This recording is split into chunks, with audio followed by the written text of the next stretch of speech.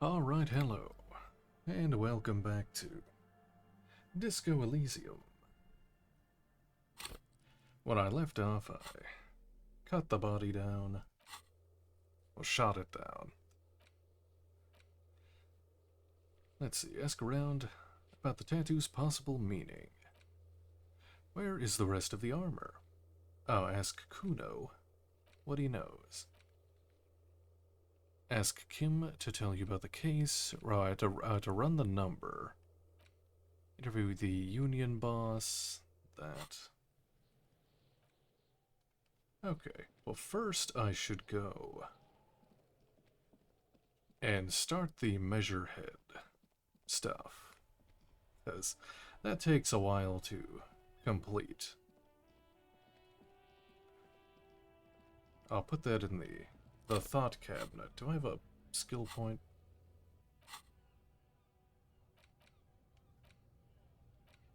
There. Okay. I'll put it there when I get it.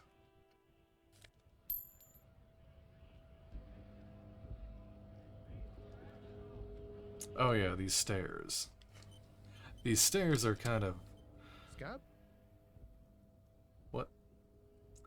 Asks a man with jolly eyes tilting his head. Rhetoric. You're hazy on the notion of a scab. Smells like politics, though. Maybe it's got something to do with the flask he reaches for from time to time. What exactly is a scab? Yeah, I'm a scab, poor and downtrodden. Wave your fist, right to work. I'm not a scab, I'm a cop. Proceed. I was just messing with you. No one's ever seen a cop scab. Imagine, you cops going on a strike, but then another cop comes in and says, "Let us cop for less money." Speaking of, what brings the RCM here? To the Wild North? Come to see the strife? I need to get past the gates and speak with your boss. I'm a bit short on money right now. Can you give me some of it? What's the strike about anyway? You know, serious business. I'm sure the big boss will be glad to tell you. You'll have to ask him first. Suggestion. He's a chatty guy. Wants to talk about the strike. Return once you met the union boss and are on a better footing with the organization. Oh, good, good. What matters do you want to discuss with Everard? He might have information about a killing that took place behind the hostel. There's been talk of suspicious activity at the harbor. I can't disclose any details of an ongoing case. Everard's got a lot of knowledge about a lot of things, eh? Doesn't often dole it out, though. But sure, why not? Does this mean you can let me through the gate? I don't operate in that capacity. I'm not a granter of passage. The passage grants itself.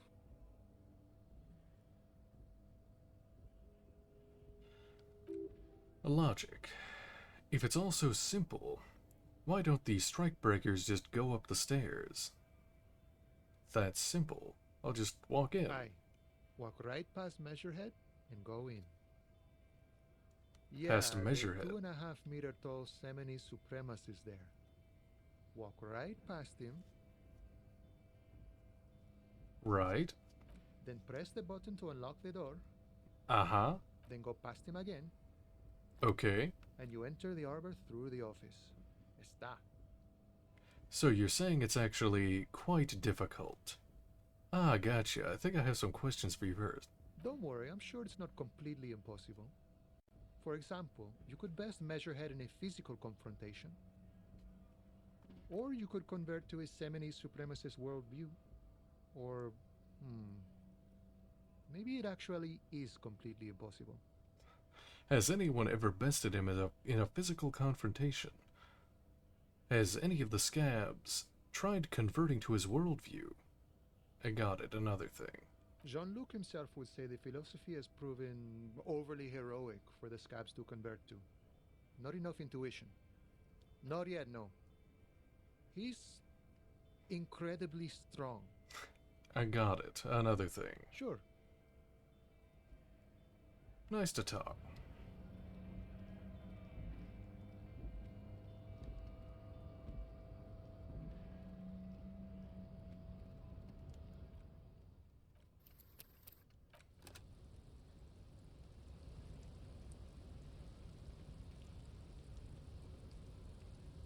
Your body betrays your degeneracy. Yeah, Measurehead. His body totally betrays his degeneracy. The young woman at the giant's side agrees. Say nothing. Size him up first. What do you mean, my body betrays my degeneracy?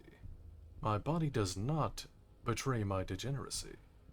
My body is unimportant. I'm with the police, and we need to get into the harbor. We don't have time to get into this now. Are you admiring my morphophysiology? A ripple of muscles passes underneath his skin. He lets you look. It must be frightening to stand in the shadow of this racial pinnacle.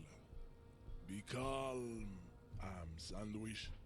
You are not in danger, because you are not a threat to me. Puff out your chest. Still say nothing. What do you mean, my body betrays my degeneracy? You have succumbed to Al Ghul. His face contorts in disgust, as if he were smelling a dead rat. You reek of it. An invisible sword of Al Ghul emerges from your throat. You cannot see it, but others can. It is making the woman in my company sick. Wait, Al Ghul? Smell your breath. Kim, is it really that bad? You're right. I'm an alcoholic. Now, I need to enter the harbor. I don't have a problem with Al Ghul. I just drink a little bit on the weekends. Enough. I need you to open the door to the harbor. It's not good. Oh no. Perception, smell. It's like a rat crawled into your stomach, got drunk, and drowned. Yes, Al Ghul. He means alcohol. Do you mean alcohol? Correct. My small skull servant. He nods approvingly. Al Ghul is an ancient Ilmaran poison, a parasitic fungus that has colonized your race. It is a trick the desert pygmies played on you for humiliating them and stripping them of their land. Encyclopedia. Intentionally fermented drinks have existed for 10,000 years. The Ilmaran people did not invent alcohol. It's existed since the Neolithic. This explains everything. This has nothing to do with why I'm here. This is a fabrication the alchemists of Yizot and Bashir and their Rolam Al Ghul have fed your people. Go on believing in it, race loser. I don't think that's how history works. You're probably right, yes. Why don't you have another drink? Your features are not yet congenitally deformed enough. Oh yeah, Measurehead. The babe looks at him with eyes full of admiration that transcends the merely sexual. You're right, I'm a servant of Al Ghul, but I still need to enter the harbor. I don't have a problem with Al Ghul, I just drink a weekend. No, you don't. You need to get another drink. Occidental Haplogroup B4 is done giving orders around here. The influence of the Am Sandwich race is waning. I am the police, and I need you to comply. Now, take a step closer. The race stuff is unimportant here. I just need you to help me do my job, please. Begging for help. Attempting to pass via for cooperation. How far the Occidental Haplogroup has fallen. You were once a noble and powerful race. You gave the world eugenics, electricity, and powerful weapons of war like missiles and aerostatic aircraft. You made great gains in metallurgy, race theory, and statecraft. You dominated lesser cultures, like the deformed Hemians and the inexplicably potato-obsessed Quakos. But now your ascent to the genetic summit has halted. You are obsessed with sadness and with frivolous pop culture. You will be superseded. Isn't that right, babe? It is, baby, yeah. You know it. Interfacing, there's a button right behind him, just out of reach. It must be the one that opens the door to the harbor. Come on, I just need you to move about 20 centimeters back. Push him out of the way. You're right about all this. Now I just need you to let me go into the harbor. The situation is serious. Your people have probably killed a man. I need to talk to your boss. Enough with this begging. You should leave the stage of history with dignity by inviting the other races to a great world war. Bring your troops to the Seminine Islands and to Boogie Street, and we will pulverize you. When you are gone, we will build a museum for you. The walls will be lined with bottles of Al Ghul, your beloved beverage. Inside, we will store the odes to homosexuality you call art, and your microcephalic skulls. Rhetoric. There may be a peaceful solution to this. You could internalize Measurehead's race theory. He would take you as one of his own. Right, good idea. Would that mean I have to become a Semini supremacist myself?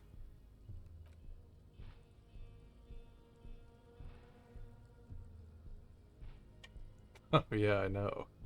Hello, Faye. Yeah, he's got the cake. Well, not as much. What you do with a mastery of advanced race theory is up to you. You could reject the findings, sure, or accept them and become an advanced racist. Isn't Everard the Union boss white? Know anything about this mug? Show him the mug. What are these tattoos, what are those tattoos of yours supposed to mean? Or, let's see, conceptualization, 83%. Subscribe to his advanced race theory. Or, physical instrument 8%. Knock him out.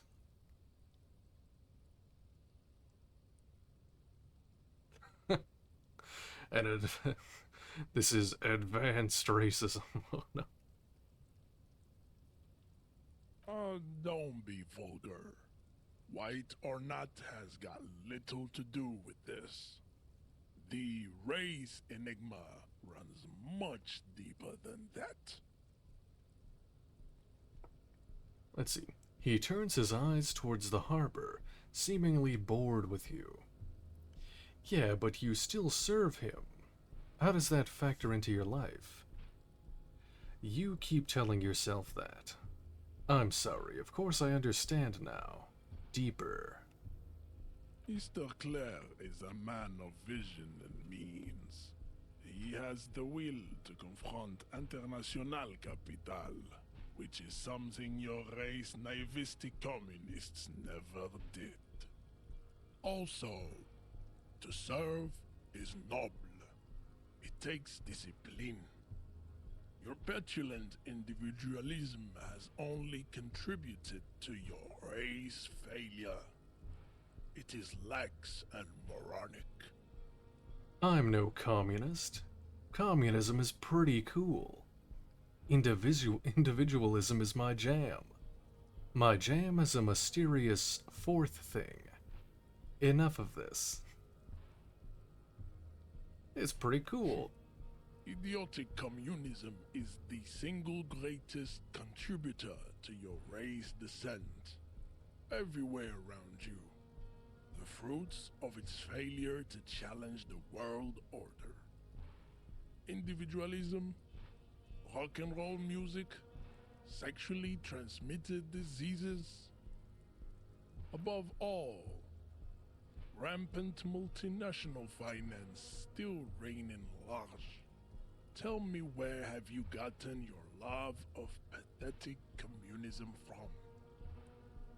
Degenerate youth culture? Rock and roll music?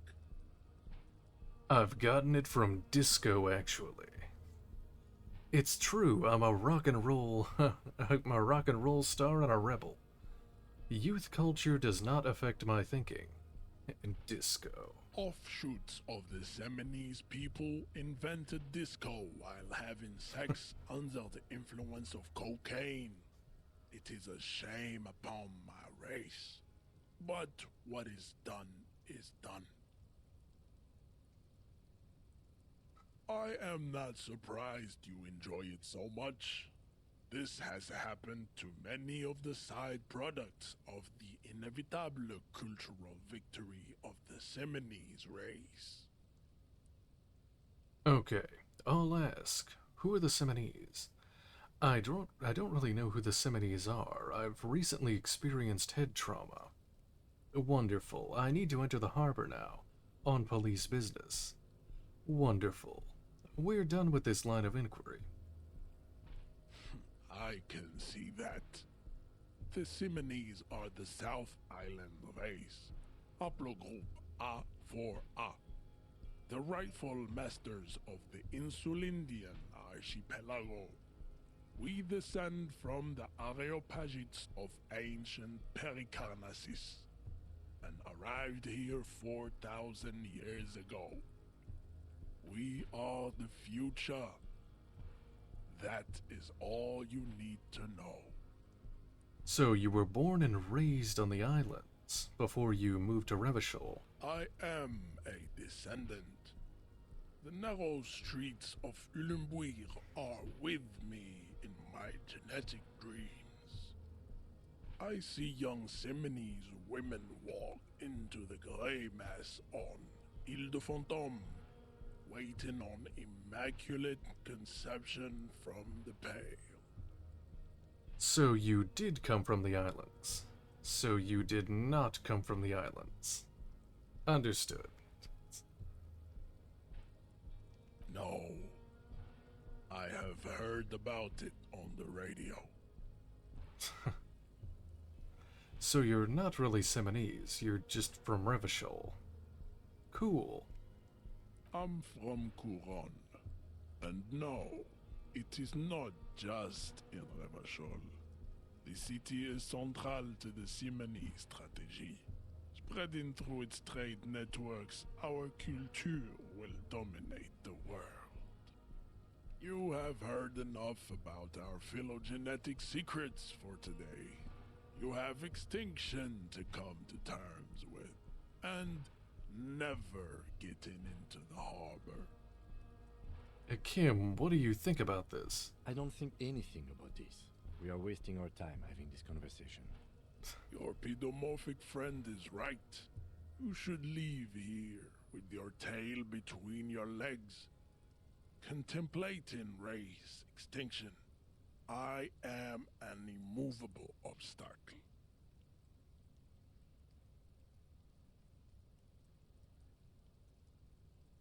We still need to get into the harbor. There's an interview to conduct. There must be another way. His gaze wanders over the whirling's roof to the yard.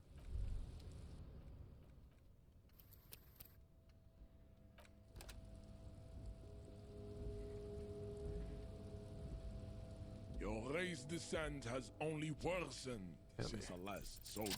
There we go. Ask what kind of races are the first. Classification is core to this stuff. Measurehead, I'm new to this world. Help me understand its races.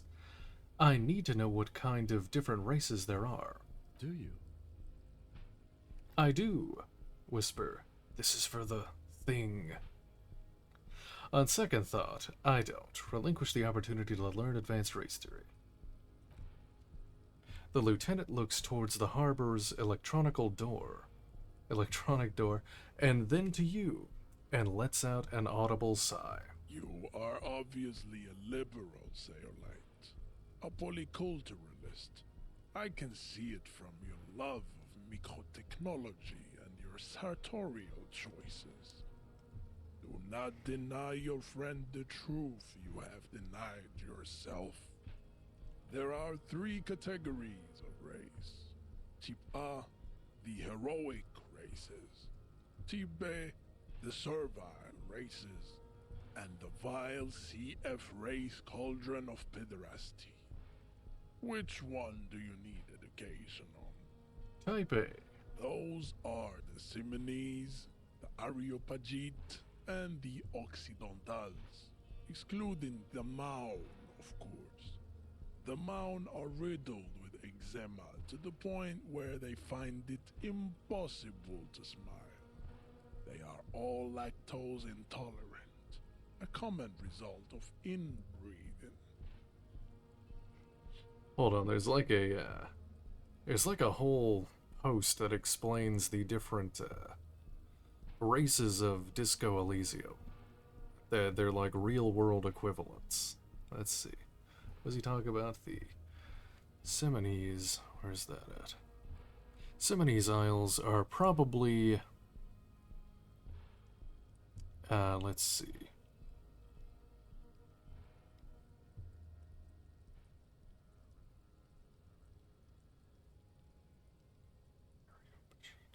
Where is it?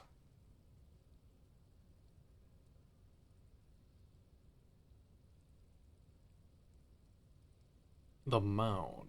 Where's the Mound at?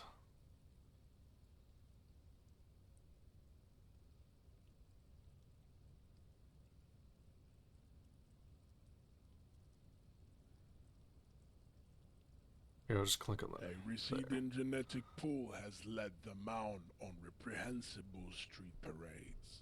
In Mound cities like Stadskanal and Vredefort, wearing wooden clogs on their feet and little green tassels on their hats.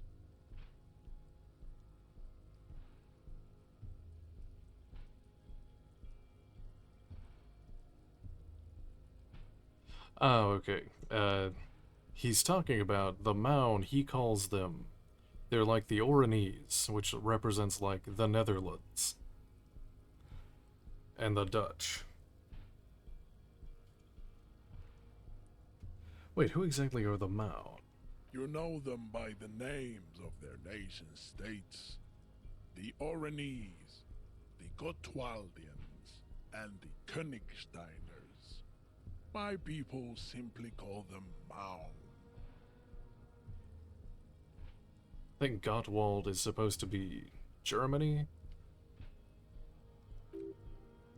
Oh, there we go. Oh, I got the encyclopedia skill check thing. Mound is a derogative term for the first world people of Gottenwald descent. They do not all have eczema. Also, people of Katla, like the Suru and the Uhu, are much more lactose intolerant. The wooden clogs, though. In some municipalities of Iran, people do wear shoes made of wood to street parades. Green, orange, and even yellow tassels have also been seen on hats. The Mound are proof that you can have too much Occidental racial purity and tassel-centric culture.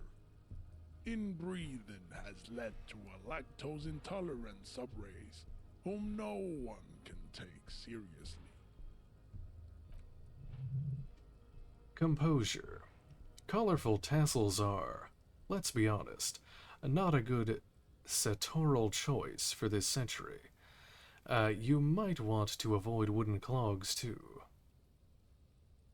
Okay, got it. Who are Type A then, in your view? The Vespertines and Messenians of Vesper and Messina, the ancient Meteorans of Meteo by the golden Pisantic Sea, the Suren of Sur-la-Clé, and even the North Königsteiners, all have Type A race propensities. I know Vesper is like, England. The other large mondial civilization, the Mesk, are too yellow and oleaginous to count as a heroic race. True, they are violent and expansionist, but they have a glandular problem. He draws his finger across his face. Yeah, Mesk is, Spain. Overproduction of sebum. Sebum is leaking into their brains, making them listen to El Mariachi music and eat toxic minced meat-based food, which in turn only produces more sebum. And who are the Seminese and Areopagites in this? As proven by the Maun and the Mesk, Occidental Type A is in retrograde. The Seminese and the Areopagites are on the ascent. And the Seminese are... The indigenous people of this, the Insulindian archipelago. The Seminese inhabit the southern islands. I am Seminese, from the stock of Ulmbuir on Ile de Fantôme. And the Areopagites? The Areopagites are the master race of the Ilmaran deserts. The Seminese are descendants of the Areopagites. We came here during a heroic migration from Ilmara to Ansuland, thousands of years before the lactose-intolerant Maun Reten Occidentals discovered this place.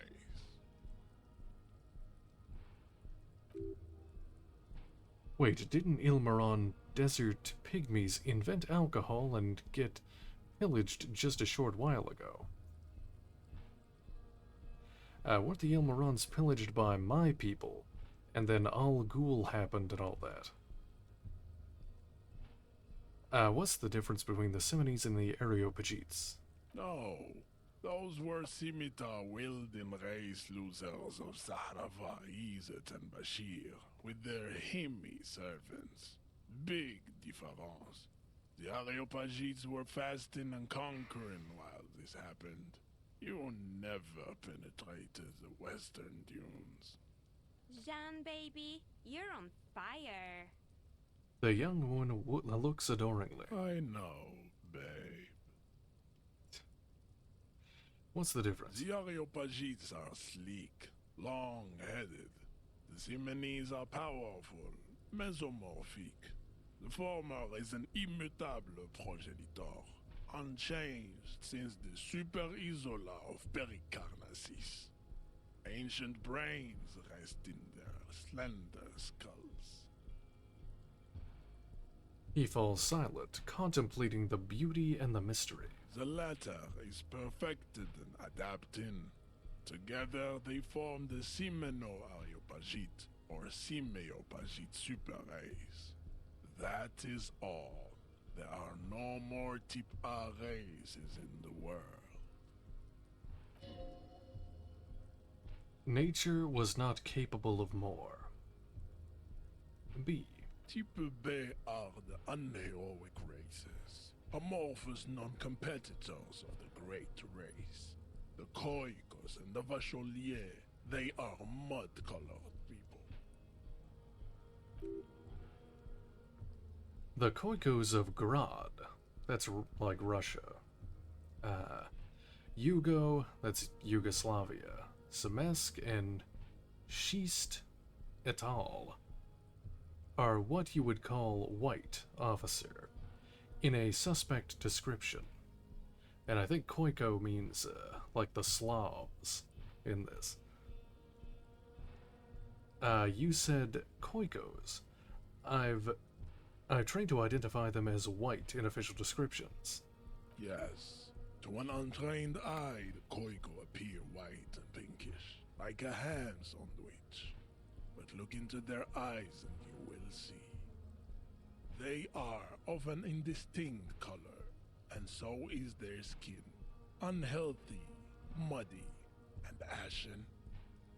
Pinkness is a racial quality that has to be earned through centuries of advanced ballistic warfare and cultural domination that the Grad people have undergone for drinking Alrul and smoking the degenerate tobacco herb, and for eating potato. Oh no, not the potato. The Koiko, the countless micronationalities of Grad, are all inexplicably obsessed with potat. The Potat. only thing they like more is dividing into microscopic ethnostates, like political amoeba. Oh, wouldn't he be be one for ethnostates? You don't like ethnostates? And the Bolaclair, however you say that, you mentioned. They are microscopic. The Semeno-Areopagite superstate will cover the entire remaining planetary crust, uninterrupted, from Holy Semenine to the Boreal Plateau of Katla. Its leaders will be the genetic epitome of the Semenese and Areopagite stock, elected by nature, not the base inner spoilage called demos. And the Vacholiers you mentioned? The Vacholians, halfway between Type A and the Racial Cauldron. Two mixed to know right from wrong.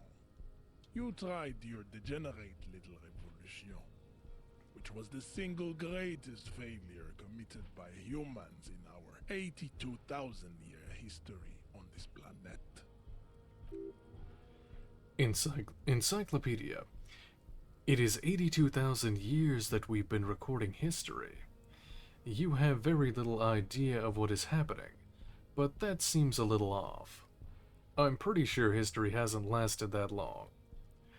I've heard about this revolution. Mistakes were made, but it was the right stuff. You're wrong about it.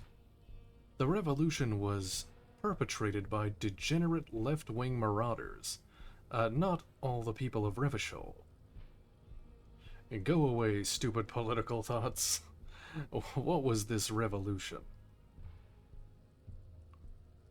The mysteries of the people of this planet are a tragedy that has played out countless times over, like a fever dream of skin, hair, and bone.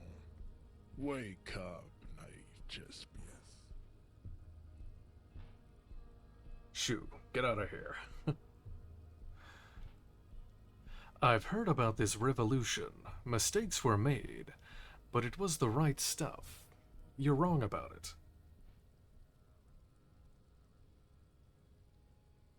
The revolution came to Ravachol from Grad, in Zarath-ridden potato carts.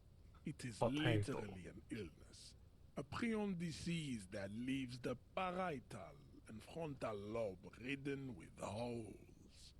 A soft, sponge-like mass of dementia, hallucination, and paranoia. The revolution is fatal familial insomnia, a hereditary prion condition passed from the Koiko to the Occidentals. But not sexually. Probably through trade roots and potate acid, the prime component of the potato plant. Enough. Guys, Tibet let's talking about debating. potatoes. And type C. F-race cauldron of pedernasty, please. The F are a museum of failed chimeric experiments and tragic maladaptations. They are tortured creatures waiting to be put to sleep. Your morbid interest in them worries me. Chimeric experiments. Yes, better not go into it. Lesser races like the mosquito, a grotesque mixture of a masked woman and a Seminese man. Only possible if the mother is masked and the father Seminese. The other way around, they fail to produce offspring. Yeah. The mosquito is born sterile, like a donkey. All they have left is to ride customized motor carriages with hydraulic suspension, listening to aggressive El Mariachi music to vent their impotent despair. A logic. It seems unlikely that two human beings produce genetically sterile offspring. Maybe I have misunderstood something, but aren't humans too similar to produce genetically sterile offspring? Anymore. Enough of CF. You are right. You have misunderstood. You lack basic phylogenetic education. Anymore? Then there is the Seminokoiki Chimera. Are you sure you wish to know of the Seminokoiki Chimera? It is not an aesthetic site. Yes. Better not to. The 70s Koikik Chimera seems like more than I could handle right now. The Koiko, as you know, are very servile, especially when they meet the rich man. Racial scientists have toyed with the idea of crossing the Seminese with the Koiko to produce a super worker of Seminese strength and grad servility. This will never happen. The Seminese and the Koiko may have similar interbreeding problems as the mosquito. We will never know precisely. No Seminese man could maintain an erection in the suffocating potato stench of a Koiko woman, or Koika. Oh no. But enough. It is cruel to entertain ourselves with the deformities of Type F. Were there any able-bodied races you needed education on? Now that we've been through all of the types, do I understand advanced race theory? You understand nothing. To solve the great race enigma, you have to first ask yourself, what is the race enigma? You have not even worded the mystery, let alone solved it. Will you let me into the harbor if I do? How do I word the mystery? On second thought, I don't have time to get any deeper into this stuff. We will see. Access to the Union is important for our investigation, but there may be another way in, without becoming a race theoretician. Esprit de corps. I'm mildly worried he might take it seriously, the lieutenant thinks. Yes, I am, he concludes. I am worried. You need to internalize what you have heard here today, then return to me. This clarity does not come instantly. There, let's discuss something I cannot else. possibly imagine what else we have to discuss, BRB Screen. Your love for disco music and venereal disease? There. Now we put the thing in the thought cabinet. Where is it? Okay, how long does that take? 1 hour 40 minutes, okay. Temporary research bonus -1 drama. Fooled by the absurdity. A mass of fantastic races swirls in your head. Desert pygmies playing with their own excrement. Koikos juggling potatoes. Eczema-ridden mounds. Grinning and dancing in wooden clogs. Everyone is there. The whole race gang. Plus, some that you may have come up with yourself. The thieving subcumts and the Ceolite cast of fortunates hatching some kind of scheme. In the eyes of this race Empyrean, a vertigo reaching up to the heavens, you sense something drawing nearer, nearer.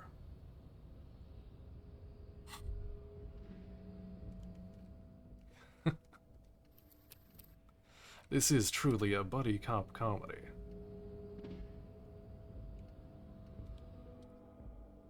Oh no, it's this. Oh god. Oh, here we go. Hey. Rhetoric. Look around. Who, me? Psst, hey, you. Who, me? Yes, you. Word on the street is you're ready to start building communism again. Again? How come there's word on the street? Yes, you're ready to start building communism again. You've built it before. They've built it before. Hasn't really worked out yet. But neither has love.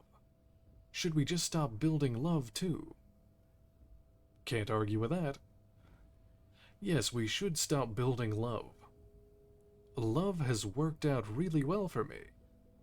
I'm a love winner.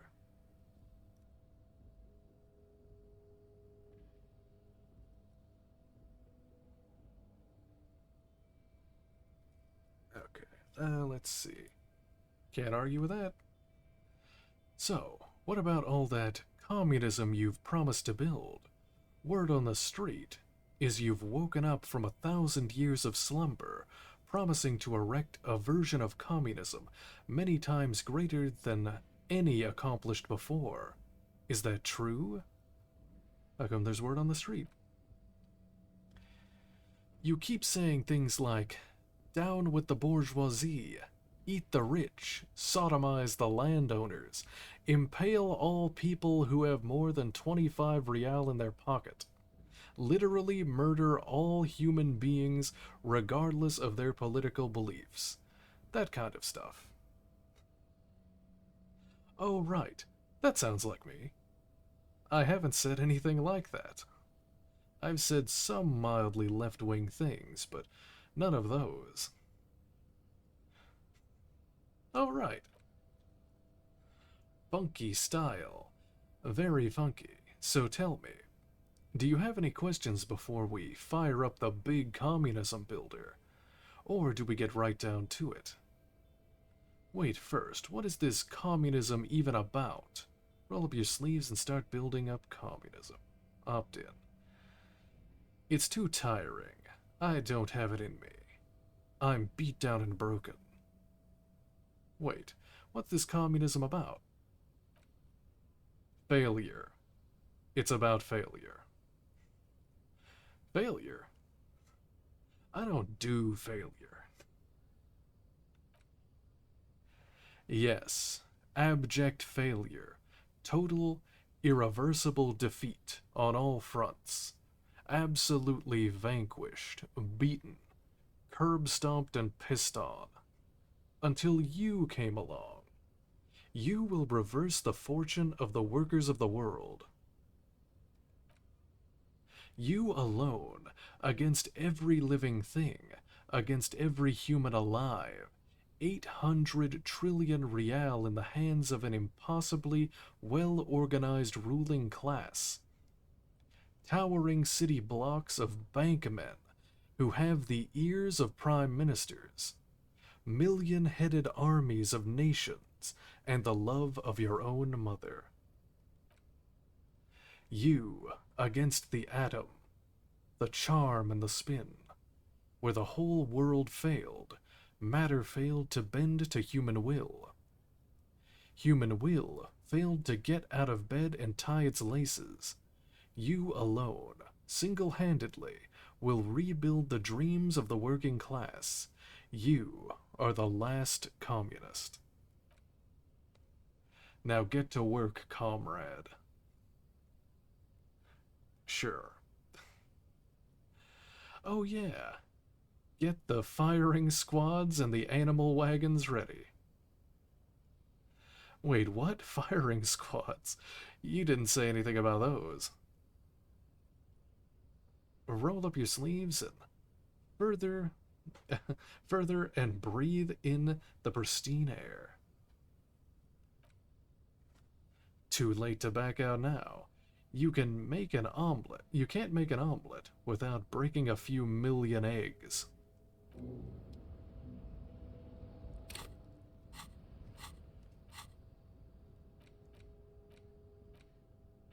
Okay, I don't have any more slots left. I'll have to wait to put that in there.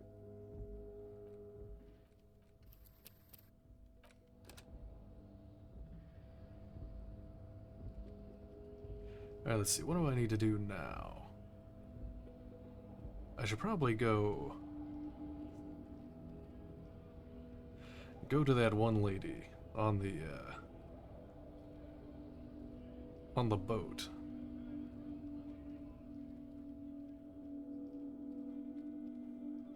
The ultra-liberal lady.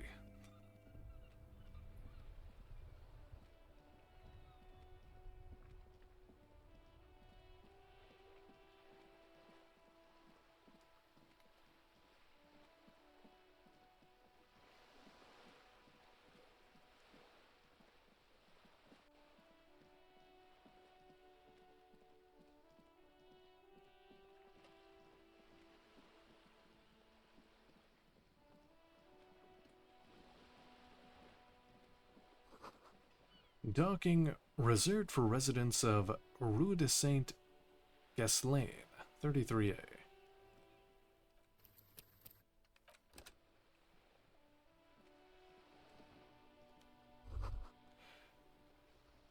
Your room in the Whirling isn't much bigger than this sloop. This is worth more than you'll ever earn in all your life.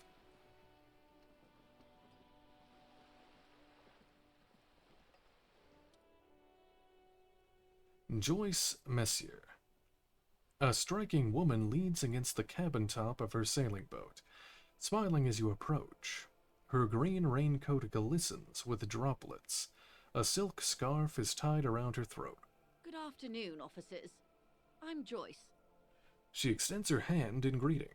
Joyce L. Messier. I represent the board of Wild Pines, the owners of the harbour. You gentlemen must be from the RCM.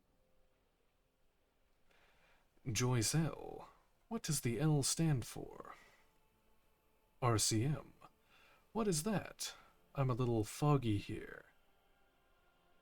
What gave us away? Shake her hand.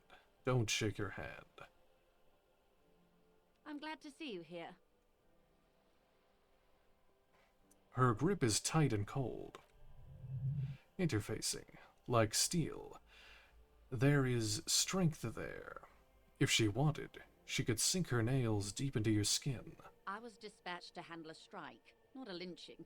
Anything Hello I can there, do to Sammy. assist the RCM in this matter, I will, gladly. Oh, it's going pretty good. How are you?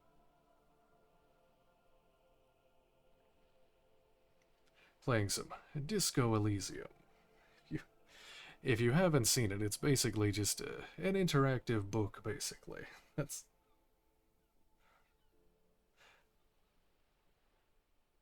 I was dispatched to handle a strike, not a lynching. Anything I can do to assist the RCM is the matter I will gladly. That is good to hear, madame.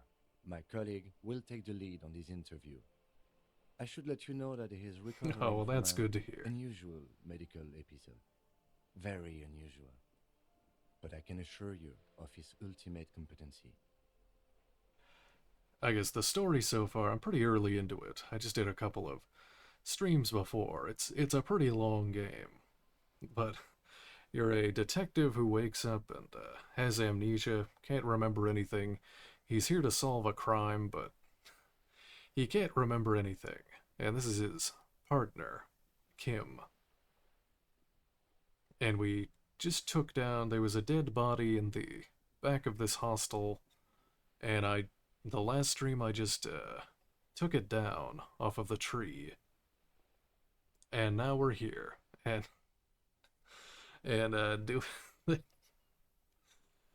do internalize advanced race theory, and now I'm going to beg a libertarian for money. That's That's where we're at. How interesting. I wish you a swift recovery. In the meanwhile, you have my full cooperation, and the full cooperation of the Wild Pines group. You're on a boat. Tell me about Wild Pines. What do you do? What can you tell me about this strike? What can you tell me about this lynching? Do you know something about these tattoos? Show her the photo. You seem rich. Can I have some money? Thank you. That's all for now. Of Let's course. I'm gonna make a save and see if I You're can back. get some money Good. out of her. What can Island Empire is what you want to say, but it isn't that easy, is it? What? Why not? Look at that lady. Take a gander. Squint your eyes, bub. What nice fabrics. What lustrous hair.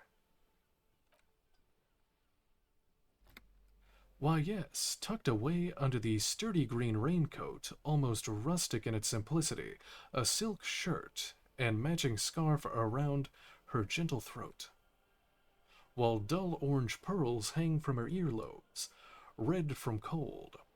Her light green eyes scan you, full of knowledge and worry, wealth and all its possibilities. Conceptualization. These are the kind eyes of the rich man that seem to say everything is possible. Logic. Within reason. Yes, so?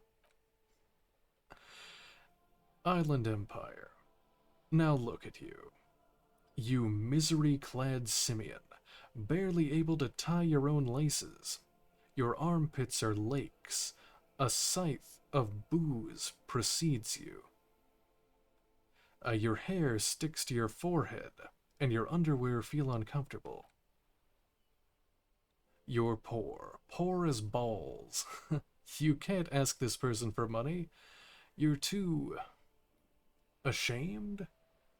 I'm not ashamed. What's this feeling?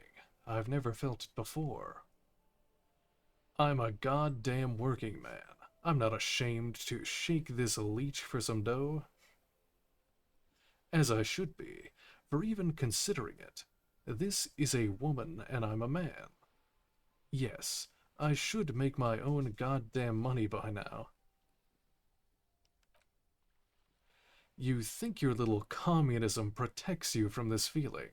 No, the more demeaning it is to grovel at her feet. As I was saying, if there's any way I may be of assistance, please don't hesitate to ask.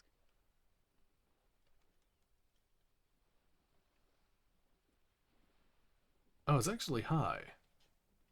Oh, I have the, I have the communism perk. That's so it's giving me a pretty high chance of it working. But I'll go ahead and save in case it doesn't, because knowing this game, You're back. Good. it won't, Can I even help though you it's with? 72%. Can I have some money? Oh, it did. Voila! You're doing it. You seem rich. Can I have some money? Can I have some money, ma'am? Help me, I'm poor. I need money to keep living. Why, yes, I am rich. How much money do you need? Hopefully not too much. I couldn't bring all of it with me. She's surprisingly nonchalant about this. Could it be that she somehow knows more about your predicament than she's letting on? I would like 0.1 cents. I need 1 real. I need 60 real. I need 10,000 real. I highly doubt that the 10,000 is going to work. You know what, let's Come just... now, nobody carries Okay. that much cash on their person, particularly in a place like Martinez. I'd get robbed. And even if I did, I still would not give you 10,000 real. I would rather buy something nice with it, like expensive hi-fi or a new hydrodynamic E40 sail. Her tone makes it clear that you've violated some kind of rich person's taboo. Wouldn't be the first time. Hi-fi, like high fidelity, disco music too. Whatever that word is, E40, sounds fast. I like high fidelity anything, sir. Now try again, but lower. 60 real. That's a good sum. Not too small, not fantastically large. She reaches into her raincoat and pulls out a zip bag. In it you see paper notes arranged like black gills. She removes a few notes and hands them to you. The paper is cold and oily to the touch. So, I hope I didn't just bribe you, officer. It may not be technically illegal under the Emergency Act, but still. You bribed me, all right. I'm your little bribe peon now. I am an honorable policeman, one of the few good men in Revachol. Funny that you're worried about this and not your ruthless exploitation of the entire human race. I'm still getting my head around this whole money concept. You were just helping me out. I wanted to talk about something else. You're right, man, that donations are permitted under the Emergency Act, unseemly as it may be, as long as they're properly logged with the precinct. Which he most certainly will do. Now, how else can I help the RCM today, besides supplementing its salaries? You're on a boat. Why, yes I am. Not a lot of people on boats, are there? Does she have a name? Do you have a license for this boat? I think I have a handle on this boat thing. The boat? No. It is called Cordelati 19 because that's the type of sloop it is. Okay, but what kind of boat is it? It's a pleasure craft, a 19 pacer. It also happens to be rated for Category 1 racing. Though these days I mainly use it for business. How do you like it? My sloop? I like it a lot. It's the eel's hips, baby. The eel's hips. I'm enjoying this part of the interview. It has so little to do with the murder we're investigating. Esprit de corps. I really do, the lieutenant thinks. Is she thrown off yet? He's looking at the woman, assessing her. Not a lot of people on boats, are there? Of course there are. We're on an archipelago. How else are you supposed to get around?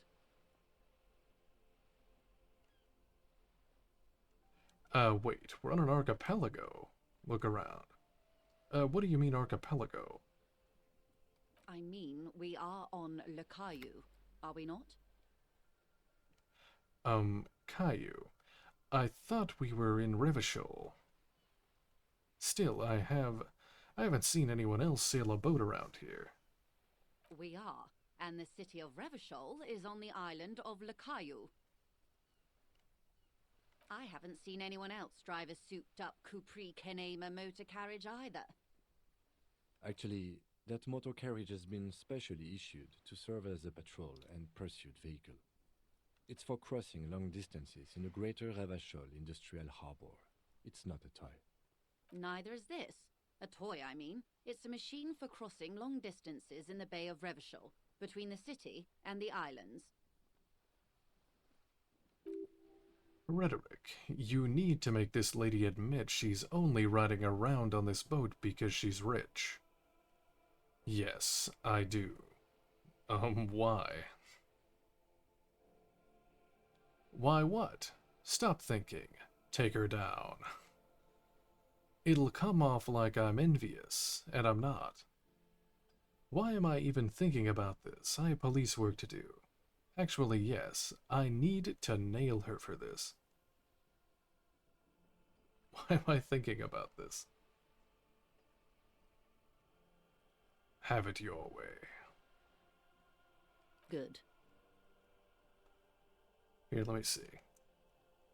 Sometimes the lieutenant will Okay, no, he doesn't want to talk to me yet. You're back. Good. What can I help you with? Tell me about Wild Pines. What do you do? What we do? I'm afraid I don't speak for Wild Pines as a whole. It's a giant undertaking. A rhetoric. There was a touch of discomfort there. She wants to merely represent. So what do they do? Fair enough. Tell me something else. The Pines' core competency is logistics. Container shipping, freight, that sort of thing. See those airships there, linking? Those are the shipping side of things. And that is the terminal. Another subdivision deals with energy, oil and gas exploration, offshore platforms.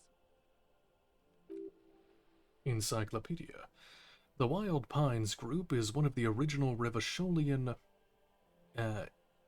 Indo-tribes, companies awarded royal monopolies by the king, the suzerain himself, centuries ago. The king is long gone, but several of the Indo-tribes remain. What are the other Indo-tribes? You're in good company, it seems. How much money does Wild Pines have? Got it. Tell me something else. Saint Bastite, LUM, an unknown entity known as Brightest Star. I know Saint Bastite's like a pharmaceutical company. I forget what the other ones are. You're in good company, it seems. Why, thank you. How much money does Wild Pines I'm have? not at liberty to discuss the company balance sheet, but I can tell you that last year, the company booked more than 20 billion real in revenue. Wow. That's it? Thought Wild Pines was supposed to be big time. Numbers like that mean nothing to me. The money I owe is so much less than that. Wow. 20 billion is a large number, but the conglomerate employs 72,000 people. They all need to be paid. Then there are capital improvements, interest payments. A wave hits the sloop. She grasps the mainstay for A balance. conglomerate the size of the Wild Pines is like a shark. If it stops moving, it will die. Then what becomes of those 72,000 families? It's a tremendous responsibility. Where does Wild Pines get all those billions? That's all I needed to know. They started as an exploration and cargo fleet conducting trade between the Samaran and Insulindian Isolas 250 years ago, when pine ships explored the South Seminese and charted Lormantang on behalf of the suzerain. Centuries of care, deliberation, and madness have gone into this endeavor. Vessels pass through the great unrest to re-emerge with apricots in tow. The logic of the system is totalizing. It's taken everything from its employees to build it. It probably helps to start with a royal monopoly. What does such a huge system want with a place like this? Look around. That's all I needed to know. Let's see. You know more than you let on. Certainly it helped, but most of the original Indo tribes have failed or been absorbed. To survive, Wild Pines had to grow and adapt. No suzerain did that. Was a place like You this? mean aside from being the terminal's legal owners, who are responsible for moving 8% of the world's cargo? 8% of all cargo in the world. That's quite the endeavor indeed. You don't keep it moving. The workers do. The company is nothing without them. That's all I needed to know. About something else. We built this district. She says calmly. We. There it is. She owns up to it. All the best parts of it. Rue de Saint-Ghislain, with its bastions. The plazas Meteor and Mosaic. Even some of the old street lamps have been put back thanks to the investments from the WP. She points behind you to where the seawall rises. Before Martinez was swallowed by the industrial harbour, even before it was part of Revachol. Long before Terminal B was erected here, the Pines built it as a resort for its Revacholian employees. A company getaway, for a weekend or a summer holiday. Then came the revolution. But that's another matter. I'm here to make sure the Pines can fulfill their responsibilities to the place they built. Here, what should I put a point into? Or should I put another thought cabinet?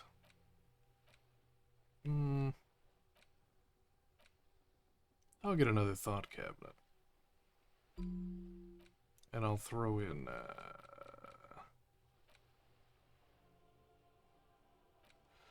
Mazovian socioeconomics, -2 visual calculus, looks like reaction. Let's see, or rigorous self-critique, -1 authority, embarrassment to the party. That's... Oh yeah, I don't think I read this. Mazovian socioeconomics. People think communism was some crazy idea that had its comeuppance 40 years ago. A fever that shook the world, never to return again. They were right. Until he woke up today. A spiritual corpse responsive only to the call of Commodore Red, prostitutes, and Krasmazov. For him, communism is still a thing. He will single-handedly rise the commune of O2 from the oceanic trench where it has been resting, covered in ghosts and seaweed. He is the big communism builder. Come witness his attempt to rebuild communism in the year 51.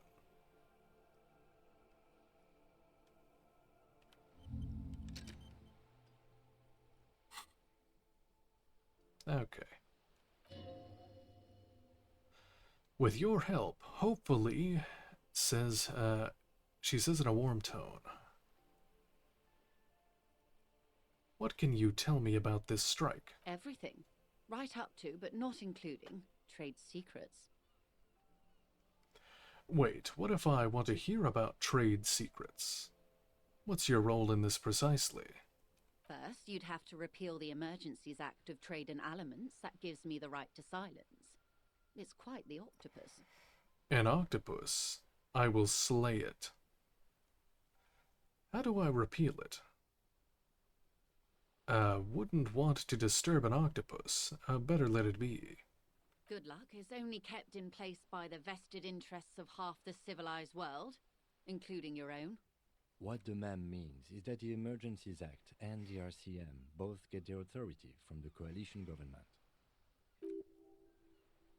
A logic. You'd be shooting yourself in the foot, in other words. Leave it alone. But I am derailing us. You wanted to know about the strike.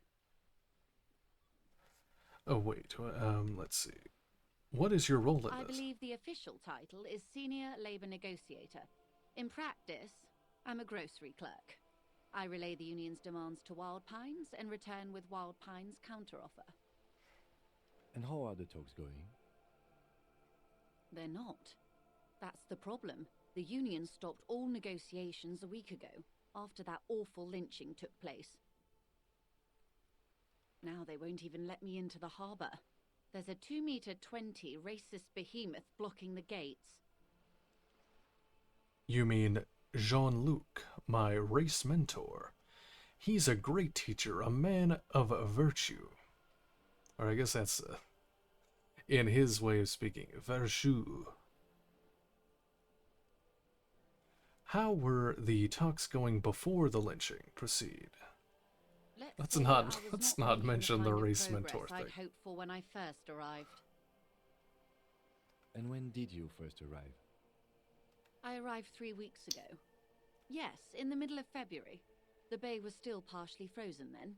I prefer to do these things on site, like the RCM. But the strike began in December.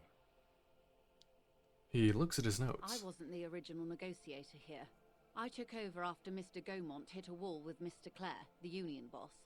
Mr. Clare refused to speak with Gaumont despite concessions he'd granted the Union in prior negotiations. This isn't the first time the union has gone on strike. Heavens no. There have been 2 prior strikes.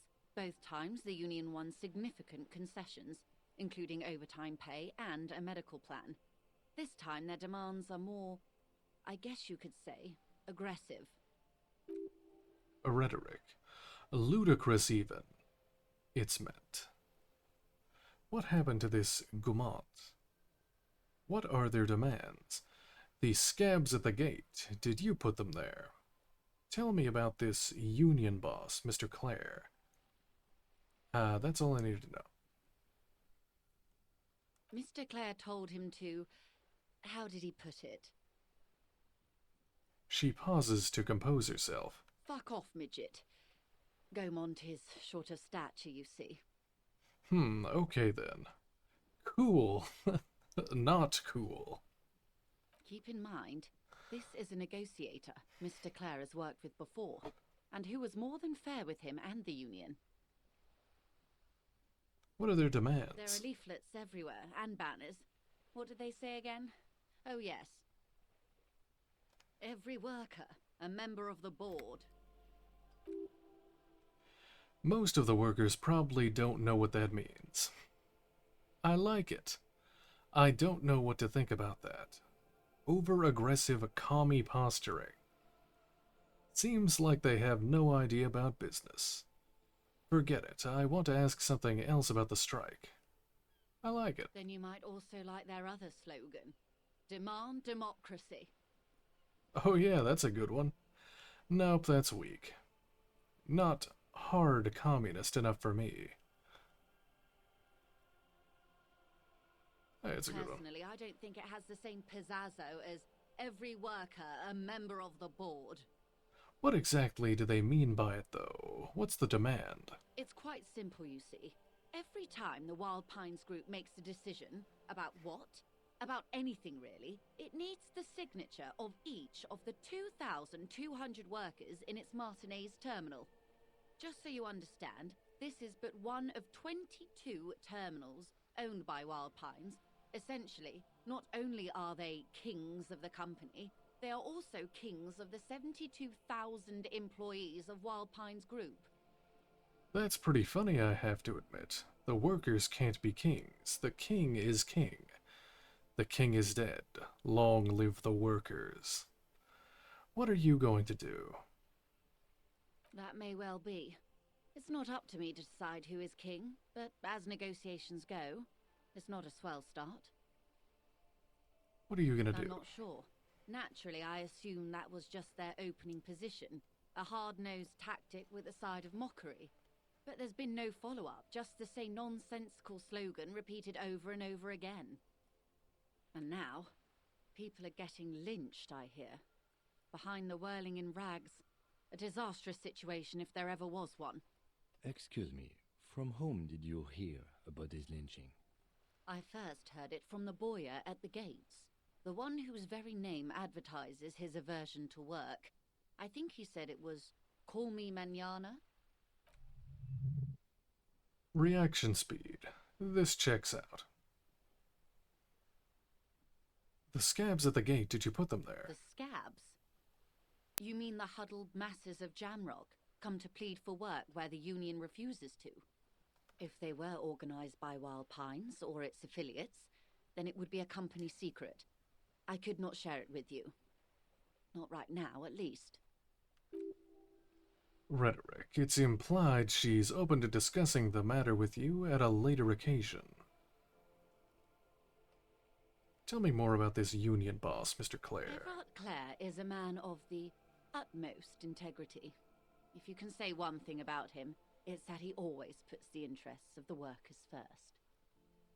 Really? Of course not. Everard is fantastically corrupt. I imagine he has a thick, viscous goo where you and I have blood. Is he that bad? He can't be that bad. Say nothing. Everett is the hero of the workers' movement. Can't be He is that the most bad. corrupt individual I have ever seen, and I deal with men like him for a living. If there is anyone more venal, more irredeemably nepotistic, then it's his twin brother, Edgar. Wait, there are two of him. Yes, Edgar looks exactly like his brother, except for that lazy eye. He also talks exactly like Evrard does, and when one's term as foreman is up, the other takes over. It's how they circumvent the term limits, you see, with a funny little switcheroo. While in office, they've embezzled God knows how much of their workers' dues. What about the union itself outside the Brothers Clare? Let's talk about get back to the strike. The Débardeurs Union was once a perfectly normal institution. 20 years ago, anyway. It must not have been easy to establish under the Emergency Act, but they did it. I can respect that. Organised labour at its best, as they say. Then something happened in the local chapter elections. The Brothers Clare came and transformed it into a... how do you say? She hesitates, looking for the right expression. A mob. The Débardeurs are a crime syndicate. Sad as it may be, I suspect we'll be forced to cooperate with them. Refreshingly honest, officer. The company has tried appeasing in the past, but I'm afraid our concessions have only emboldened Evrard and his brother. She turns to you. And your opinion, detective, if I may ask? I'm a curious and talkative person, you see. Would you say the Débardeurs Union is... An effective advocate for the rights of local working men. A giant leech sucking the life out of Revachol. Basically, a socialist mob. I prefer not to have an opinion on these things. Of course, officer. One more thing. You said something happened in the election. I'm glad you asked. There was a woman, the previous forewoman of the Union. She disappeared. Disappeared? Yes. On the last day of the local chapter elections, her daughter phoned in and said she wasn't running anymore. Or coming to work. Ever. End of story. Eerie. It happens. Some kind of extortion, probably. Indeed. The company suspects foul play, but there's nothing they could do. It was a union matter. The point of the presentation is, these kinds of things happen around the Clares. Watch out when you're dealing with him. Thank you for your concern, ma'am. We'll be just fine. That's all I needed to know. Let's change the course. topic. How else can I help? What can you tell me about the lynching? Quite a few things, I'm afraid. She falls silent for a moment, contemplating something. The information I'm to share with you includes sensitive trade secrets. For the sake of my employer, I have to ask for your names and badge numbers. Of course, ma'am. We should have introduced ourselves. I am Lieutenant Kitsuragi, from Precinct 57. And this is my colleague from Precinct 41. I'm afraid he doesn't have his badge at the moment. I hope mine will suffice. How curious. Why is that, detective? Remember when my partner told you I'd recently suffered from an unusual medical episode? My lost badge is related to it. I see. So, are you saying you lost your badge during the course of this episode? It's possible. After a night of heavy drinking, I lost all memory of my life and the world. I could have eaten it for all I know. I don't remember anything. This world, this city, nothing. Yes. Oh dear. Some kind of encephalopathic amnesia. I don't even know how to respond. I do believe you, naive as that may sound. I simply can't imagine what you gain by faking such a condition. As I said, ma'am, his technique may be very unconventional, but he is an officer of the RCM. Of course, I sympathize, but I'm afraid I simply can't share anything more until I've seen that badge. She's a professional negotiator. She should be open to some sort of mutually beneficial agreement. Suggestion. How do I negotiate my way out of this? Let's find it somehow. Let's talk about something else until I do. How do I 42%. Sympathy for your amnesia. Let's see. Nope. Feelings will guide the way. But, madam, I need to know about this lynching. It's very important to me. It's the case I'm I solving. assure you, it is no small matter for me either. We all share the responsibility for disarming this situation. I hope you have a badge for me as soon as possible. You don't understand. It's not like a side case for me. This is my main thing. You have so much else.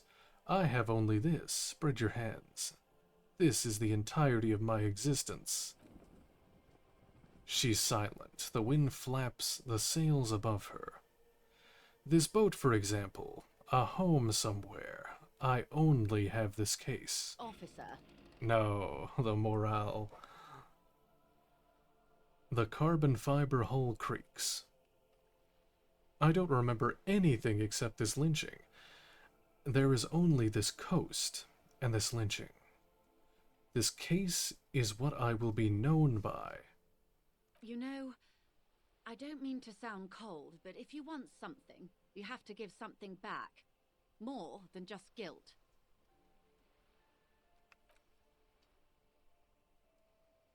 You're doing it. Despite your own best efforts, you're still getting in, somehow. I'll be frank with you.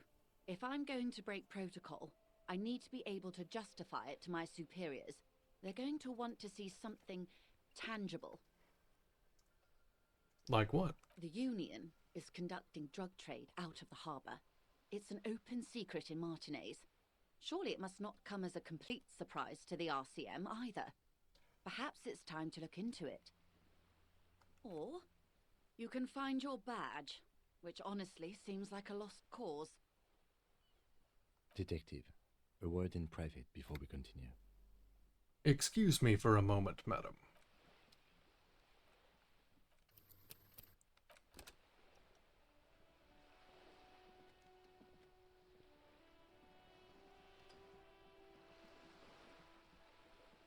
This is not going quite as I hoped it would, Detective.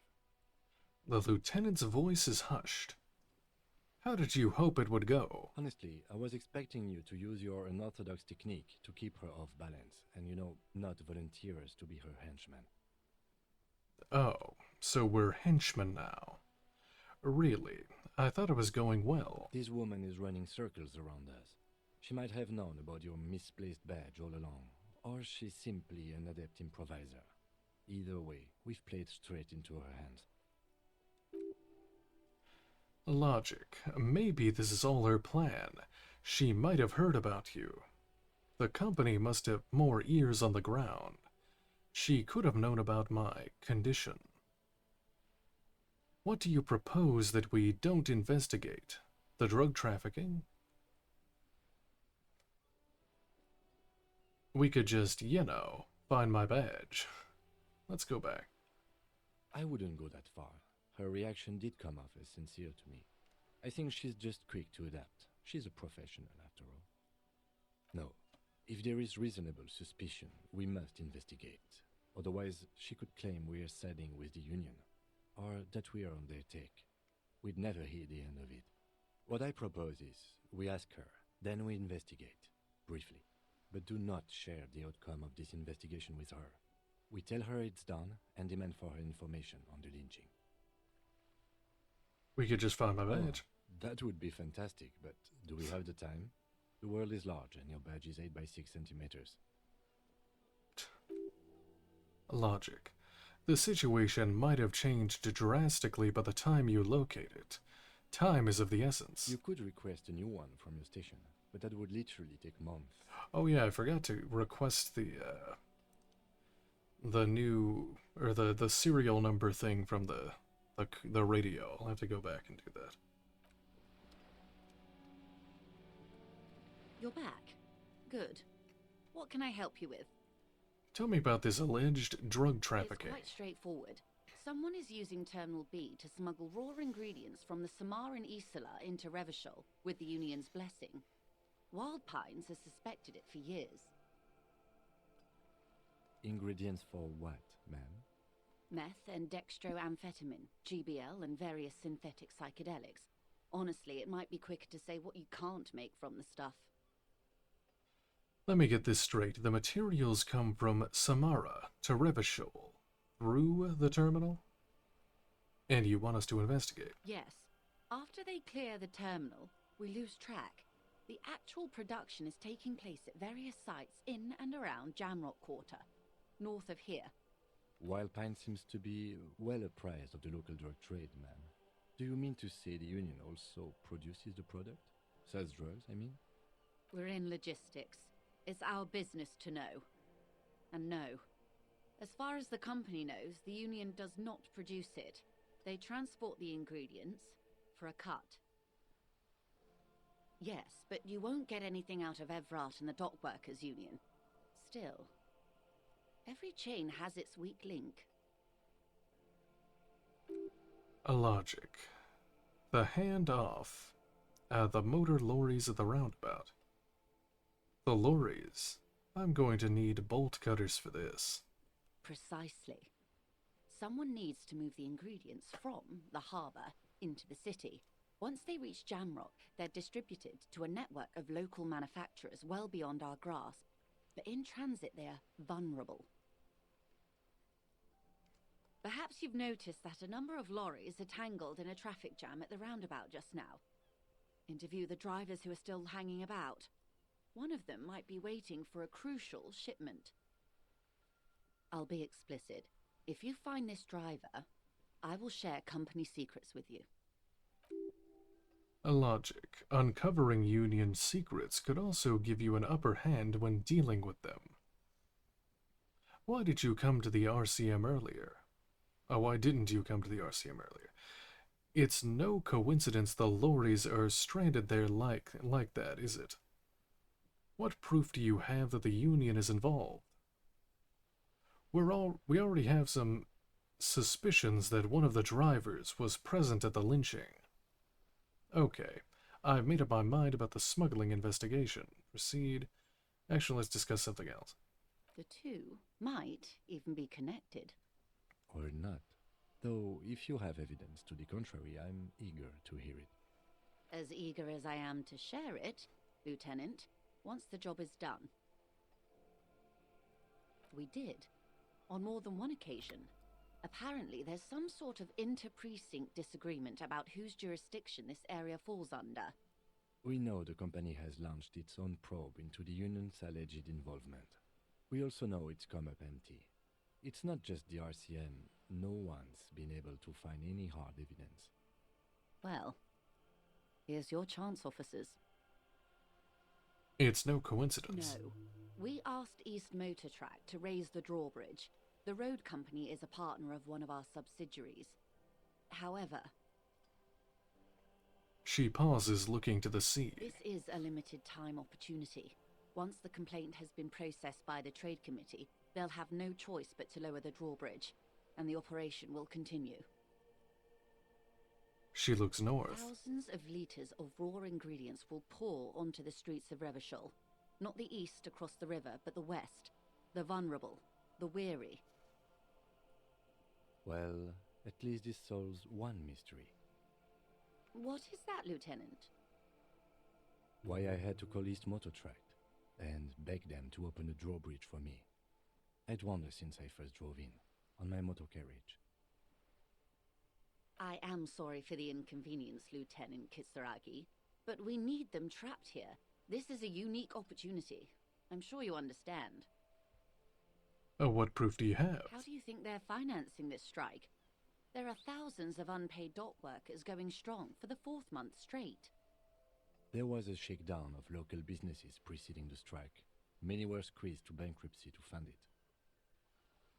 With all due respect to these desert cacti, the contents of a few cash registers cannot provide for 2,000 men. The local businesses can scarcely provide for themselves. So, you think the strike is being fueled with source ingredients for drugs? Precisely. Smuggled out of that very gate at night, most likely, then loaded onto lorries and driven to Jamrock. You simply need to find one driver who will open up to you. Okay, I made up my Yes? mind. We will take on this case, probe the drivers, see what it yields. There's no way we can take on this case. Excellent. According to my reports, there are at least 3 lorry drivers lingering near the roundabout. Hopefully one of them will know something.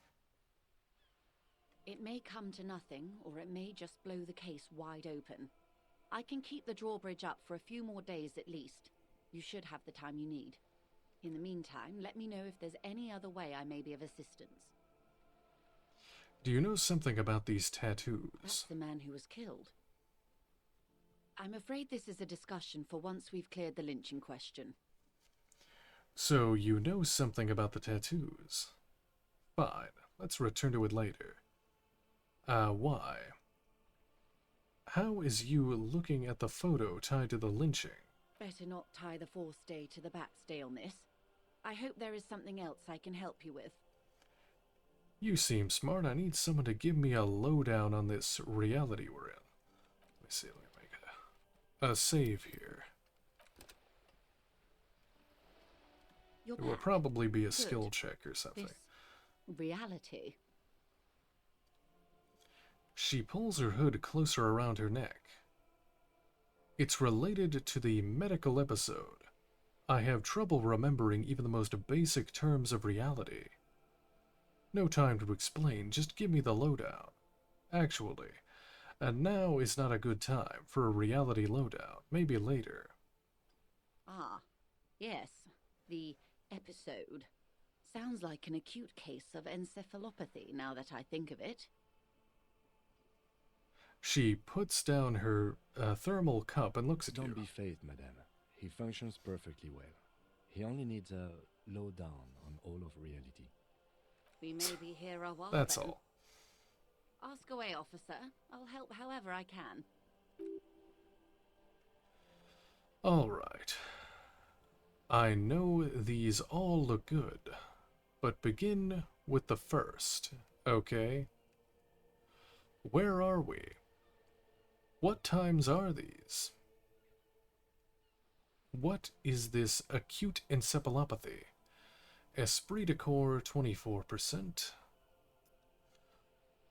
What is think of something close to you? +1 RCM authority comes to coalition. What are you? What is this? Spread your hands. Conceptualization 3%. Impossible. What is reach for something fundamental? That's all for now. Where are We're we? in Martinez, baby. Baby? And what is this Martinez? A casual term of endearment popular among the 50-plus crowd. It's a disco holdover, pay it no heed.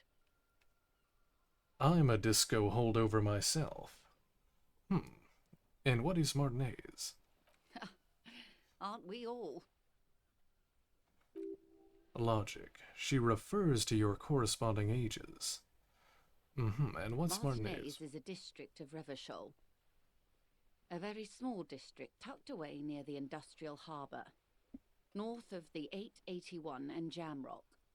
You would be excused for not knowing about it. Unimportant, they say. Forgotten, even. Shelled to smithereens during the Revolution. It has its charms, just not this time of year. Tell me more about Martinez. You mentioned a sea. What sea is this? Okay, that's Martinez. What about Revachol? Tell me about another, perhaps even more fundamental aspect of reality. I'm not a good ambassador.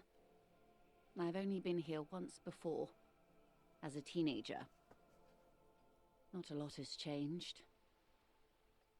There are ruins, a terminal, fishing boats, reeds, boys with boxy shoulders. As I told you, Martinez used to be a province, a workers' resort before the city swallowed it and the artillery did its part. Now the reeds are the real star of the show here. The further down the coast, the wilder it gets. You mentioned a sea. It's not really a sea, it's the Bay of Revachol. And the bay feeds into the ocean. Are we near the ocean? Yes. We're on an island in an ocean, the world's largest body of water, the Insulindic. Known to the early Revacholians as Les Immétistes Bleus, the Blue Immensiates. I don't know how you say that. Island Empire. Vast, lukewarm, and unknowable, flowing in and out of sight. The name of this island. Caillou, as you already know. Imagine a pebble. A smoothed over pebble amidst a great blue sea, misshapen, cracked. The cracks are the river Esperance. We're in the delta of this river, on the 6th branch, the Martinez distributary.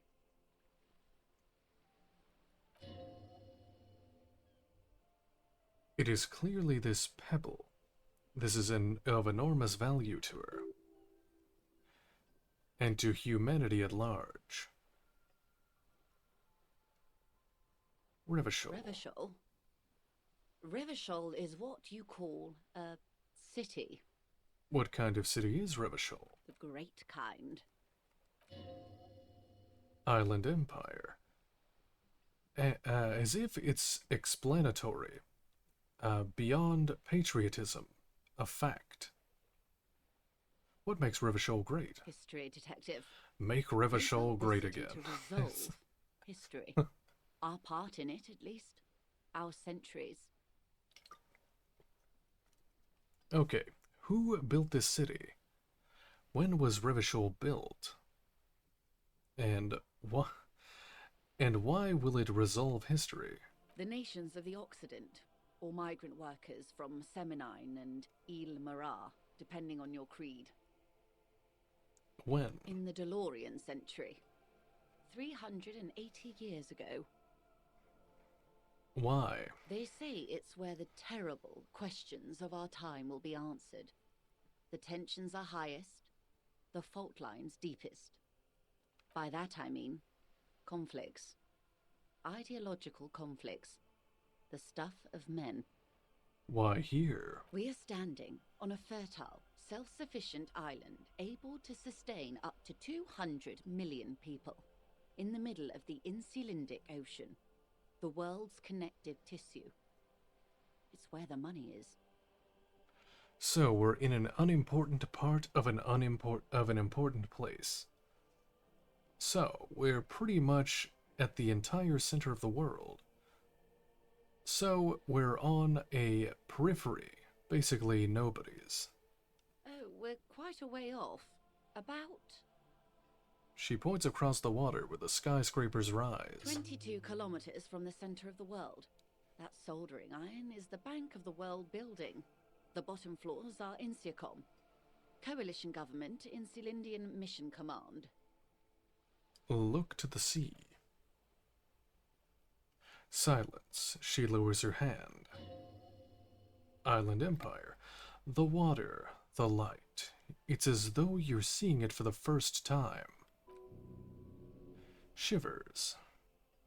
There is no recognition, only the immensity of the sea and the cold radiating from it. Where are we? I don't know any of this. Say nothing. Observe the large body of water, swelling, cold.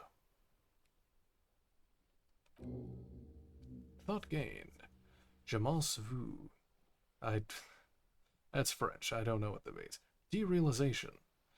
She observes your eyes scanning the horizon, then breaks the silence slowly. Island Empire. This is one thought you need to complete. Where are you? Was there something else you wanted to know? I remember something about a lowdown. This has been informative. Thank you, ma'am. I'm sure my memory-impaired partner has many more questions to ask, about even more fundamental aspects of reality. Might I suggest not asking them all right now?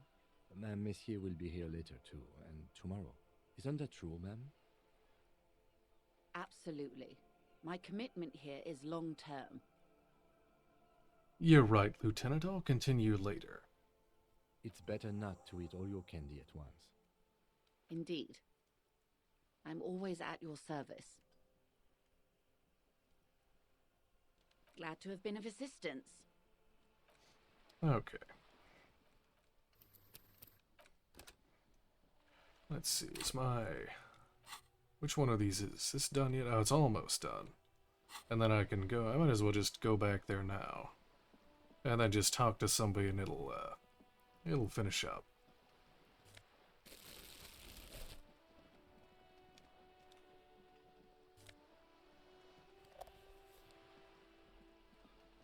Found a lot of morale boosters, but no healing. Look at me when I'm talking to you. Cape Side Apartments. Or Rue de Saint-Ghislain. Roundabout north.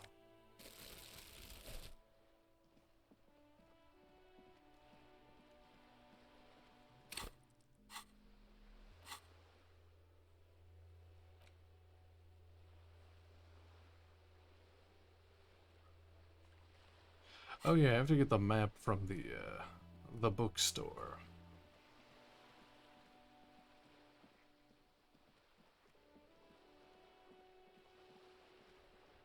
I'll do that. Oh yeah, I have to call in the serial number, because I think that takes like a whole day.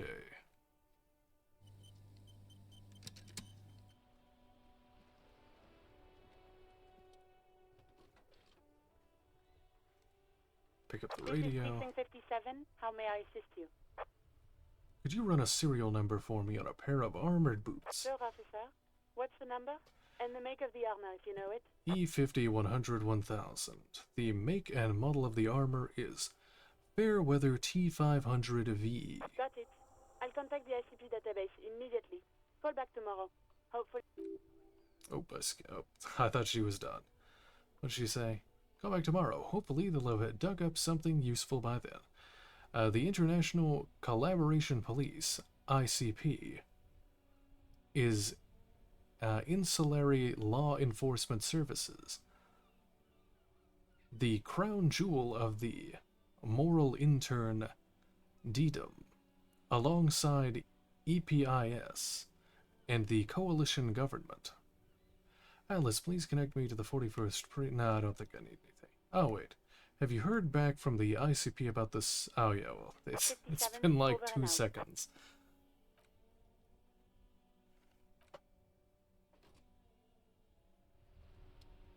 Okay.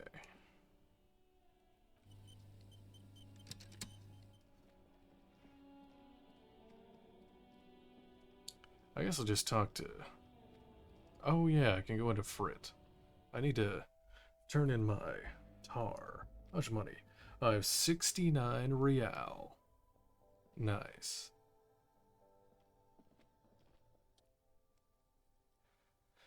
The tar machine. The tar machine stands in the corner. The sign says 1 bottle equals 10 cents. Insert your bottles. There, I got 2.6 real. Your bottles clunk into the machine, and the money appears with a satisfying jingle. You're a richer man now. Island Empire. You're 100% sure you got special hobo cop money for that tar. At least 100% extra tar money. If the numbers on the machine told you otherwise, it's a lie.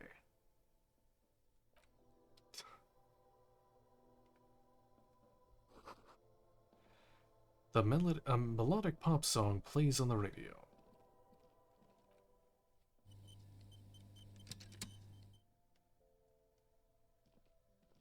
Welcome to Frit.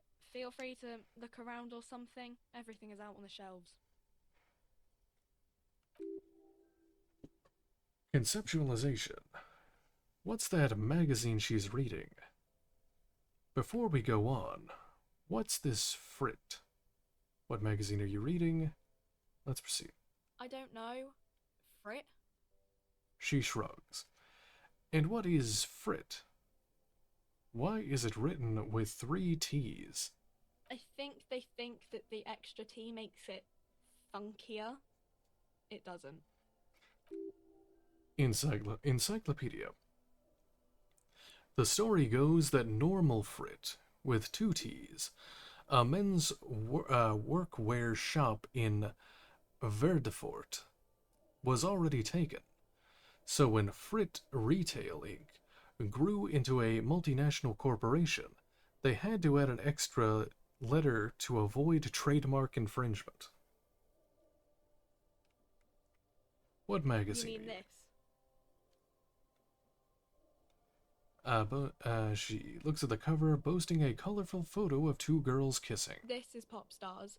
It's got, like, famous people in it. It's not for sale. Composure. Looks like it also has something called Police de la Mode. Featured on page 34. This speaks to you. Stupid famous people. I approve of this. Very futuristic. Tap on the girls kissing. Forget about all that. What is this Fashion Police feature? Point to the cover. I'm not even interested in that magazine. I don't know why I asked about it. It's where they rate different outfits famous people wear. It's kind of funny. They're kind of mean. It's about who's the most stylish. Who's the numero uno guy in there right now? And does he look like this? Point at yourself. Point to her hat. I bet your hat would take the prize. So, who's the most stylish there? It can't be anyone from here. Oh, okay, I thought that was... Her lazy eyes scan up and down your body, assessing the situation. No, I don't think so. We are not the fashion police. We're the real police. Okay. Leave... What's it? Oh, okay. Advanced race theory. Everything is calm in the eye of the race storm. Your mind is lucid and bright. The mind-bending phylogenetics appear more distant and, to be fair, a little ridiculous. The great race mystery has cleared up. All that's left to do is verbalize your thoughts. Go and talk to Measurehead about your newly found insights.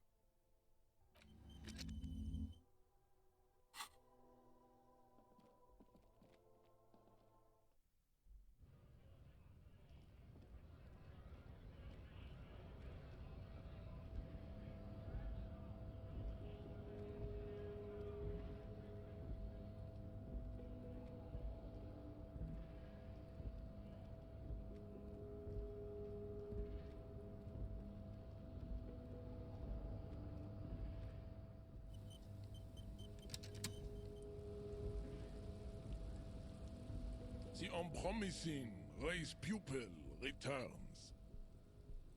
Musical instrument 8%. Knock him out. No. Oh wait, is there any... No. You may retry. Okay, okay. Let's see. Now to think about this mug. What are these tattoos? Let's go over that funky race classification. I think I know what the race enigma is. And It's shit. Let me into the fucking harbor. Paradoxically, you mean to supersede the Occidentals with their own race theory. This racecraft is what rich people want us to do, while they get all the money. It's just something you shock people with, liberal and progressive people. It's whatever you want it to be. It's a free association language exercise. Degenerate. Race hero. I don't know about the rest, but it's clear I should stop drinking the ancient Ilmarian mind poison Al Ghul. This dump is ready to be superseded by the Areophagite superstate. I can serve as a clerk in your administration. Maybe you need a cop. But we have to appeal to him or he won't let us in, so... everyone can see that. It has little to do with the race enigma. Baby, don't be mean. Give him another chance. Anything for you, babe.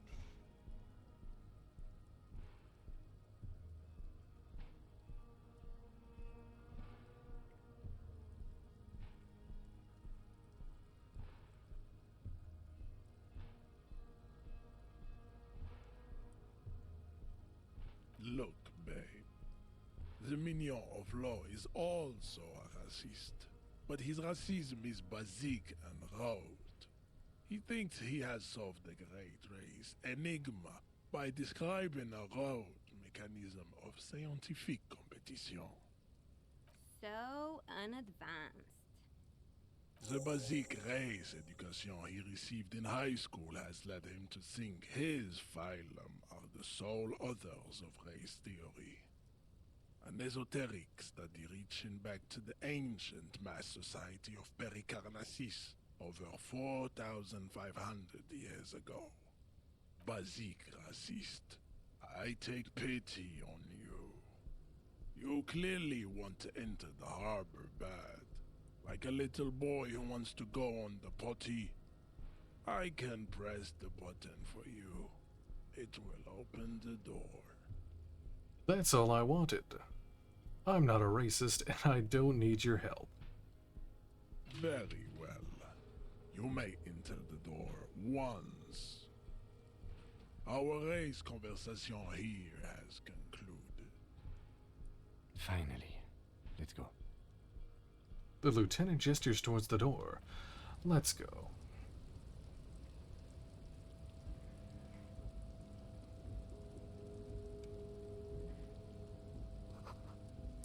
A notice. In case of a strike, press button behind guard.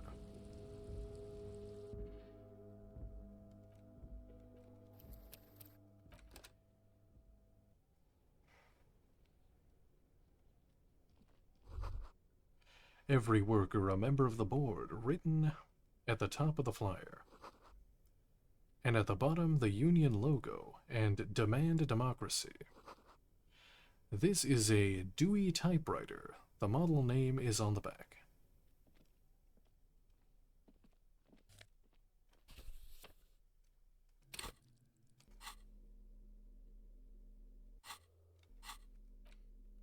Where is it? Oh, it's this. Oh yeah, I think it's a book. It speeds up time, and I'm running out for the day. Someone left the coffee machine on. The dark liquid in the pot looks almost sentient.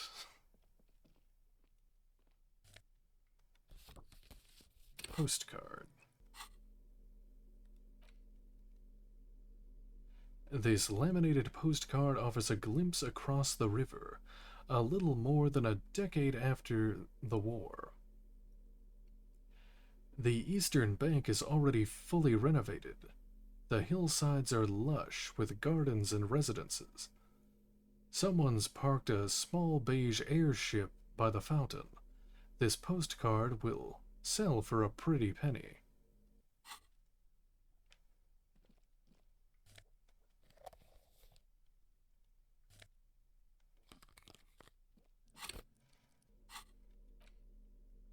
Some glasses, let's see. Visual calculus minus, +1 visual calculus. Eyes of the Reckoner, -1 drama. A bit dry. These were stuffed away. Oh wait, these are neat office shades. These were stuffed away in the Dock Workers Union office. They're perfect for scribbling down paperwork when the sun tries to get in your eyes. Good for staring down suspects, too. Wait, what am I wearing? I'm wearing +1 logic and -1 authority. Nah, I'll take the logic.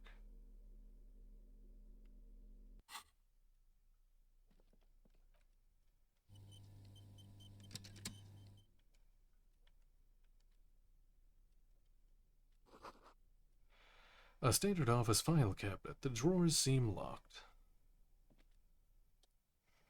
File cabinet. On second glance, someone has forgotten to properly close one of the drawers. It's unfortunate for the Union to just leave their paperwork lying around like this. Esprit de corps. Let's see what's inside, he thinks. Open the drawer. The drawer opens smoothly. Inside is a well-organized section of brown folders. Browse through the folders. Hundreds of documents containing logistical data. Two kinds of transactions stand out. Materials coming into Revachol from the outside world. From Mundi, Grad, and even Ilmarat. And the same materials being handed over to companies inside Revachol. Koran, Coal City, La Delta, and Jamrock are listed among the many districts where the imports are being sold. Anything interesting? It's hard to make sense of the thicket of company names, dates, quantities, and percentages. You try to focus, but the lines are getting blurry. Let's see. Volition, 42%. Force yourself to go through the folders.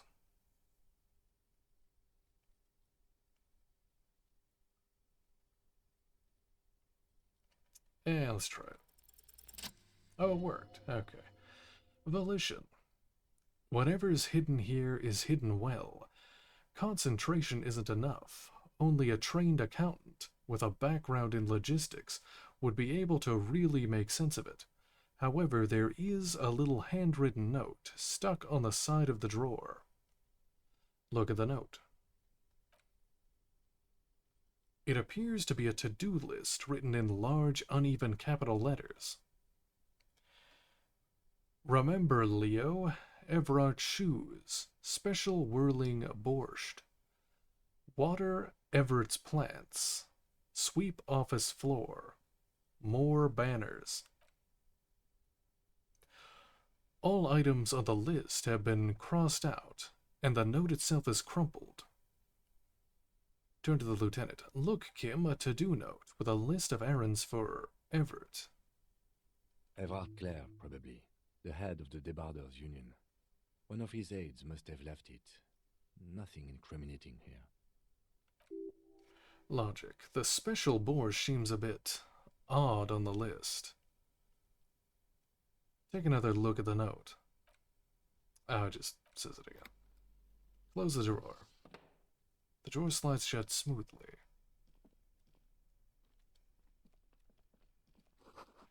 The radio is emitting strange buzzing sounds.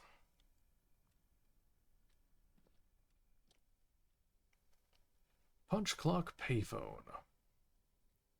An imposing combination of a punch clock and a payphone is looking down at you from the wall.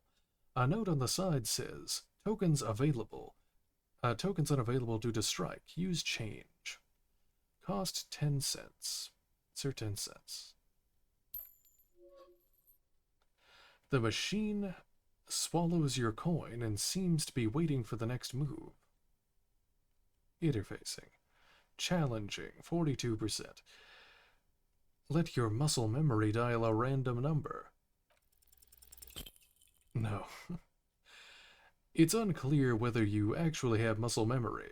Right now, your finger is just drawing vaguely occult patterns in the air. Useful patterns? Undoubtedly no. I might try this again later.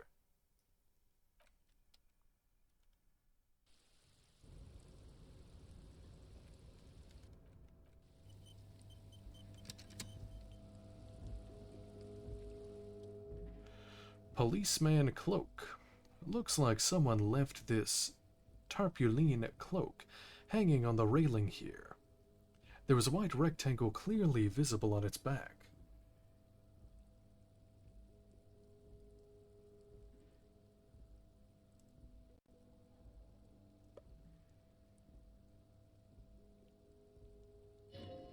Island Empire.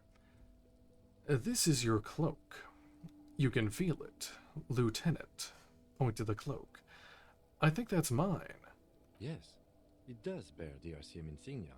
and we are the only detectives in Martinez. I think I should go get A it. service cloak issued to you by your station? Yes, yes, I do. Grab the cloak.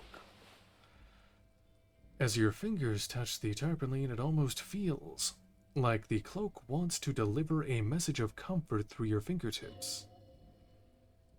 Esprit de corps. I will shield you from the elements and give my life for yours. That's what the cloak is relaying.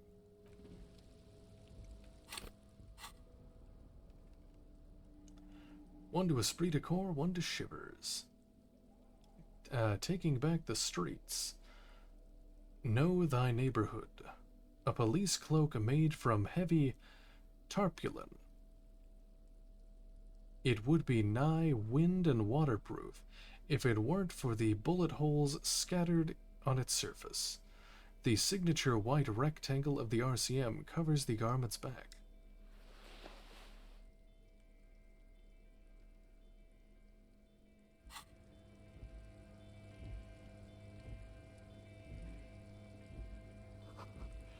Collecting rainwater.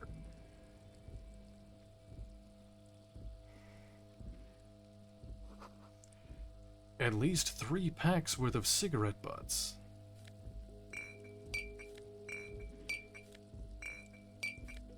All of the beer bottles. Or I guess these are wine bottles. But it's good tar.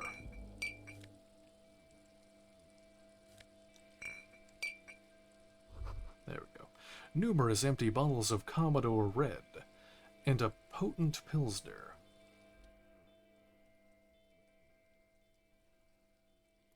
Island Empire. Numerous empty wine bottles glisten in the rain. Someone partied really, really hard here. Wait. How hard? Did I do this? It's probably nothing. Well, they went through 6 bottles of potent Pilsner, 3 bottles of Commodore Red, and almost 4 packs of cigarettes. It must have been pretty hard. Did I do this? Well, yes, I think we can say with relative confidence that it was you. And this is really sad. I must have been miserable. Looks like I had a lot of fun. I'm still not completely convinced it was me. I must have been on an advanced scouting mission in the harbor. Let's just move on. Must have had a lot of fun. It really, really doesn't. Let's turn our attention elsewhere and move on.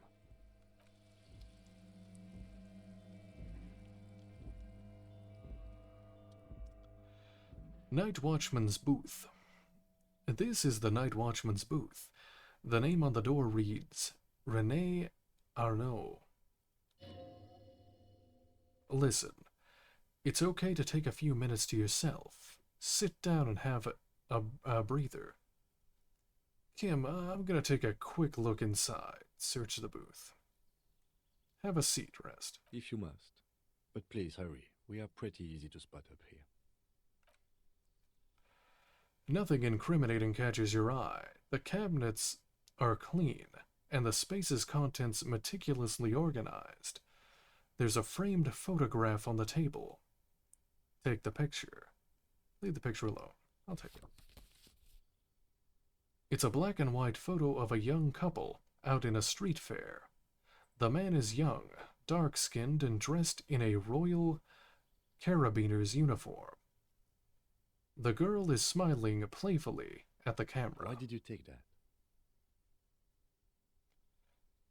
The lieutenant asks, glancing at the photo. Something about this. A man piques my interest. I think this can be a side thing. I'm a cop.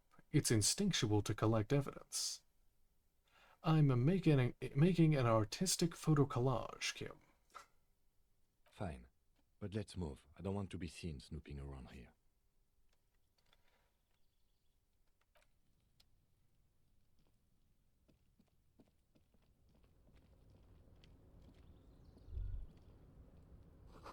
Let's see, all around you, great machines in quiescence.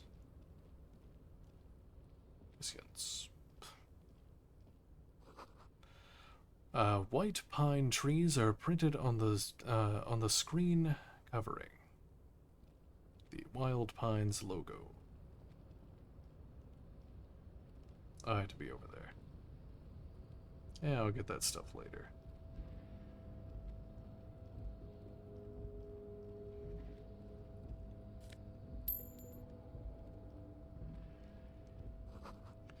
You see a faded industrial lettering on the platform.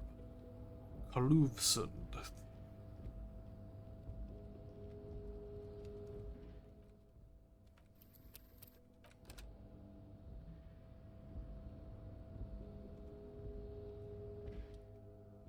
Crane control panel. A rusting control panel with several knobs, 2 buttons, marked March and Arrête, are faded with use. It seems to control the large crane above. A container is attached to its hook block. Encyclopedia. Marche means on. Arrête means off. Press marche. With a loud grind, the crane shifts overhead, moving a massive metal container through the air.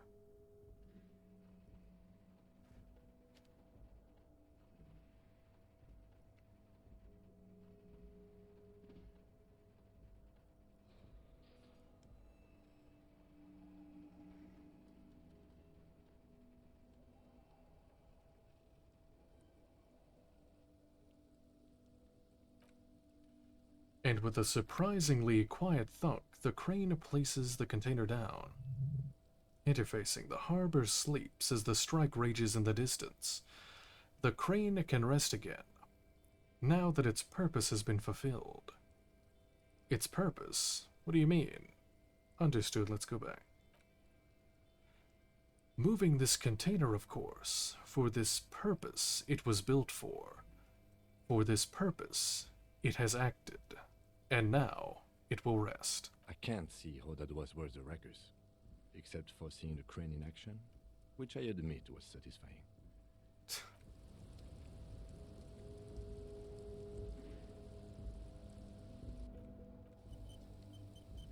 Oh yeah, that's right, I can interact with this thing. I definitely won't be able to open it. Luftland means whale fjord in Arden.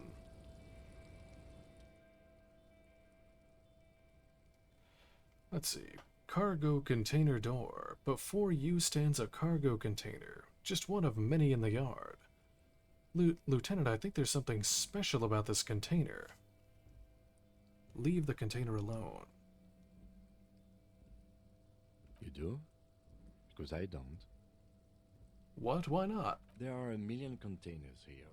Why are you fixating on this one?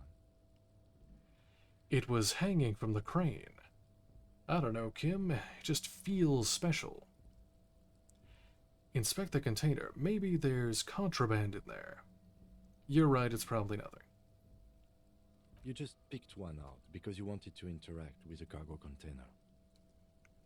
We are not here to interact with containers. We are here to interview the union boss. Knock on the door. No reply. Open the door. You attempt to turn the handle, to no avail. The doors seem to be mechanically locked. Esprit de corps. To your left, the lieutenant considers your actions with some puzzlement. Rhetoric. Impossible. 3%. Persuade the door to open. Rhetoric.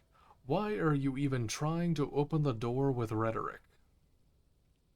Because getting physical wasn't an option. Because what wasn't an option?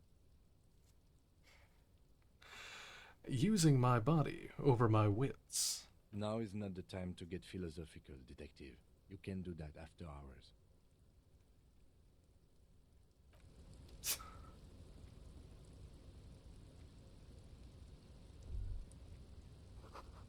The shipyard ahead is oddly quiet.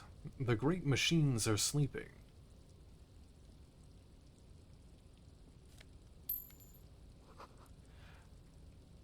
This speaker tower is silent. There's no work to organize in the yard below.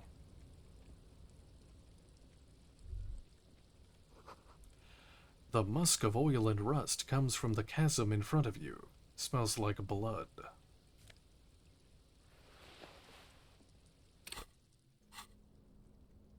Some gloves. +1 to half-light. Fawn Ultra Series gloves. Unfiltered contact. For ultimate performance, efficiency. These Flan gloves. Ultra Series gloves come fingerless and with a grippy padding covering the palms, making these ideal for quadrupedal movement, or for lifting cargo.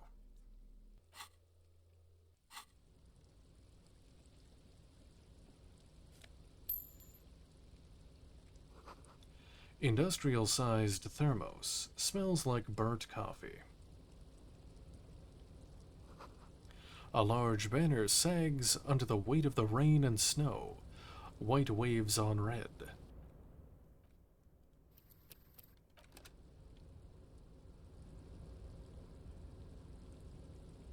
Container, container, I'll turn you nice and red. Container, container, put the logos on. Conceptualization. The lyrics to this container song are being made up as he goes along. Encyclopedia. The accent is so thick it's impossible not to notice he's Ubi.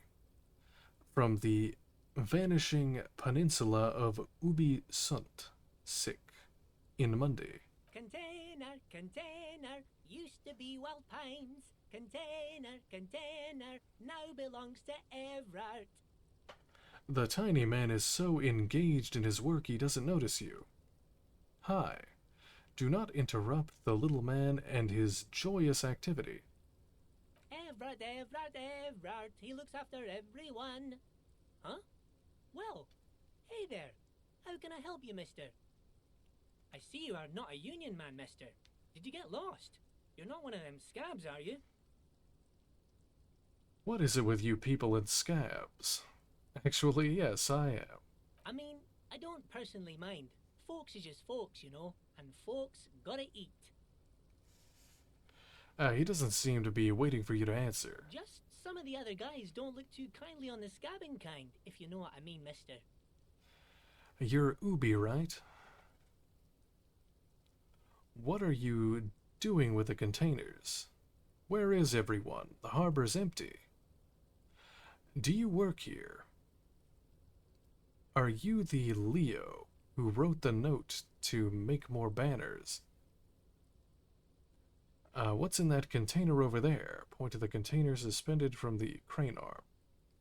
I'm looking for the leader of the Dockworkers Union. Oh, you want Mr. Everard then? He's an awfully nice fellow, he is. Him and his brother are both nice fellows. They've lived their entire lives in this here neighborhood. Guys like Mr. Everard and Mr. Edgar, his brother, are real good guys. Made Martinez what it is today. Mr. Everard and Mr. Edgar and I went to the same school, we did, when we were boys. Easy now, Leo. I just want to know where I can find this man. Oh, Mr. Everard is where he always is. In his office, of course. You're Ubi, right? Oh, yes.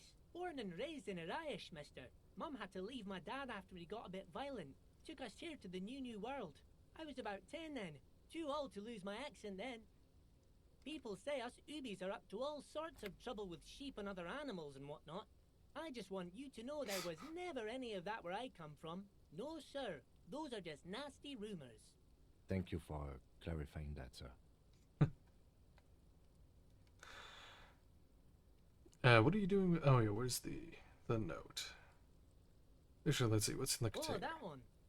That should be empty as far as I know. Lots of containers here have nothing in them. They're just waiting to be loaded up. Told you. this note. Oh, yes, yes. I leave all kinds of notes for myself. That old head of mine ain't so good at keeping things in no more. I almost forgot about the borscht. What was that about the borscht? Oh, yes. I've been taking special whirling borscht to the men every day since the strike started. The little guy chuckles merrily. It's very, very good. Makes a man feel so warm and happy. I feel like I could take on Mr. Renadan's boar dogs every time the lunch is done. What do you mean by taking this soup to the men? Is it for striking? Yes, yes. I'm taking it to them.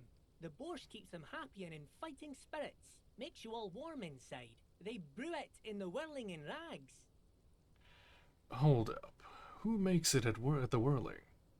Something is off about this borscht. I'm going to look into it. Oh, the whirling's cook. He makes it. Them is always talking with Mr. Manana in that weird language and laughing together. He doesn't speak what we speak. He's from Grad. Something seems off. Oh, sure, mister. Sure. You do that. Yes, sir. Composure. He didn't actually understand what you meant, and now he's just nodding along.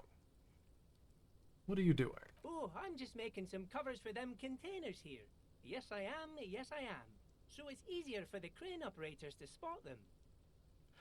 Logic, 72%. What's going on here?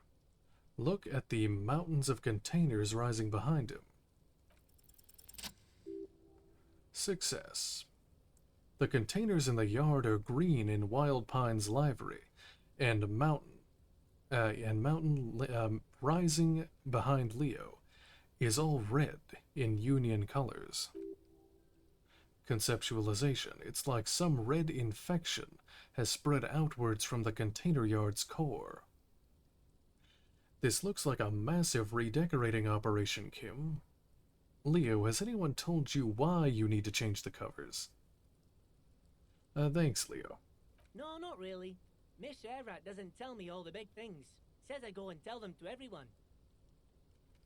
This looks like a massive redecorating operation. Yes, they are hiding it from the inside. All the red containers have the Debarders Union logo on them.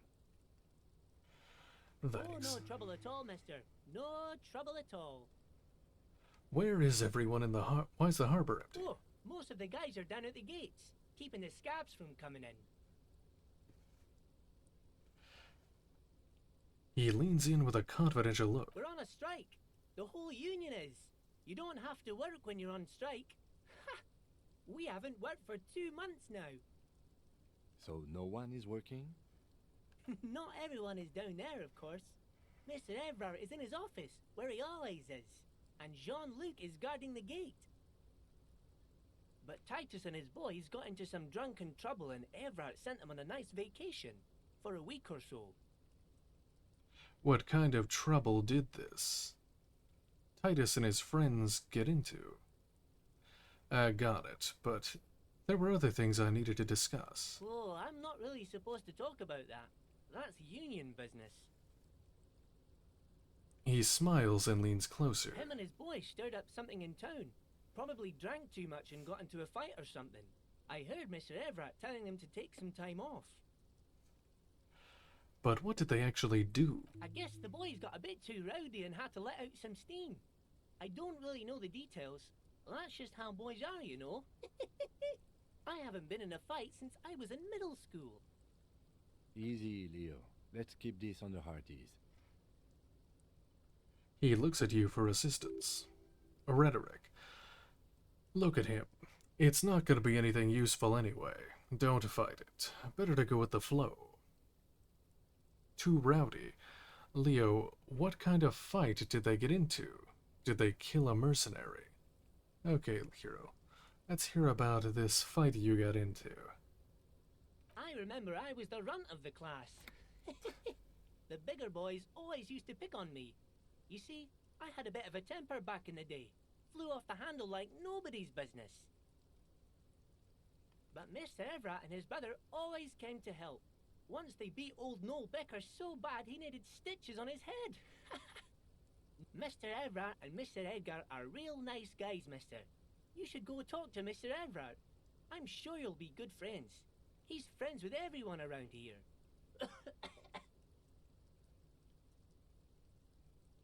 And do you work here? Yes, yes.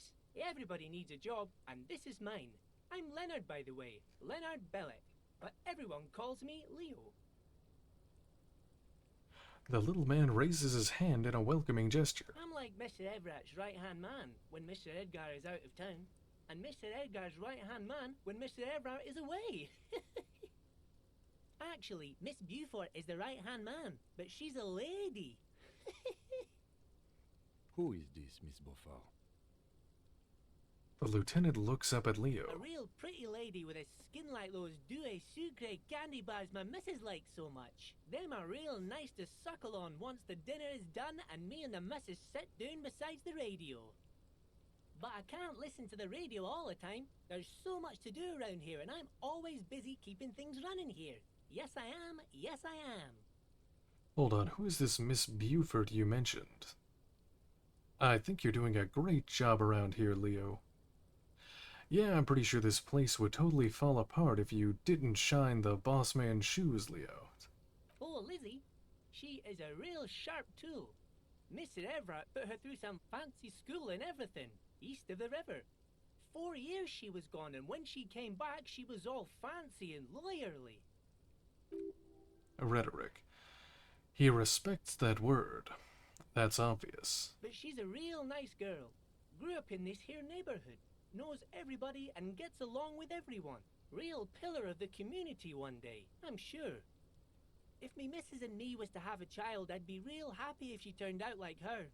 But she can't have kids. Dr. Lemaitre said so, and she knows about such things.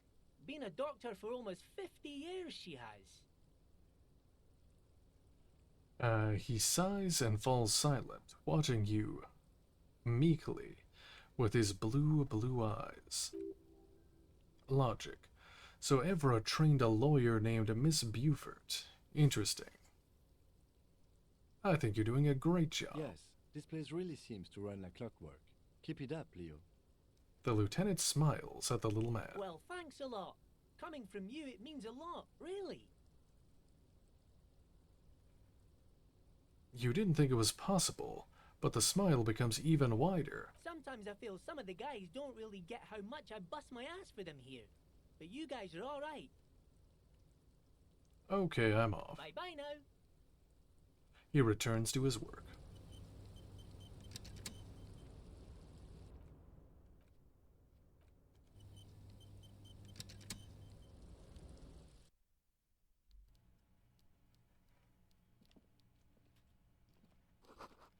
Alright, the coffee is in a giant thermos.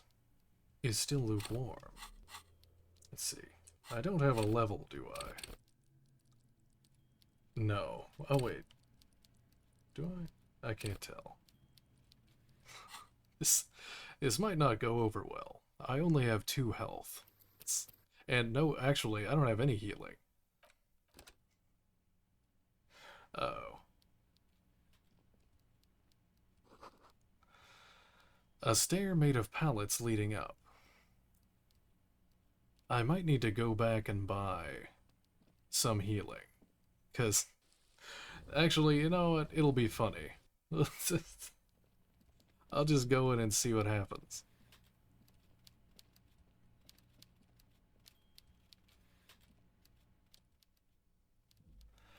Before you is a walrus of a man seated behind a large desk. He looks up from his work, not the least bit surprised to see you.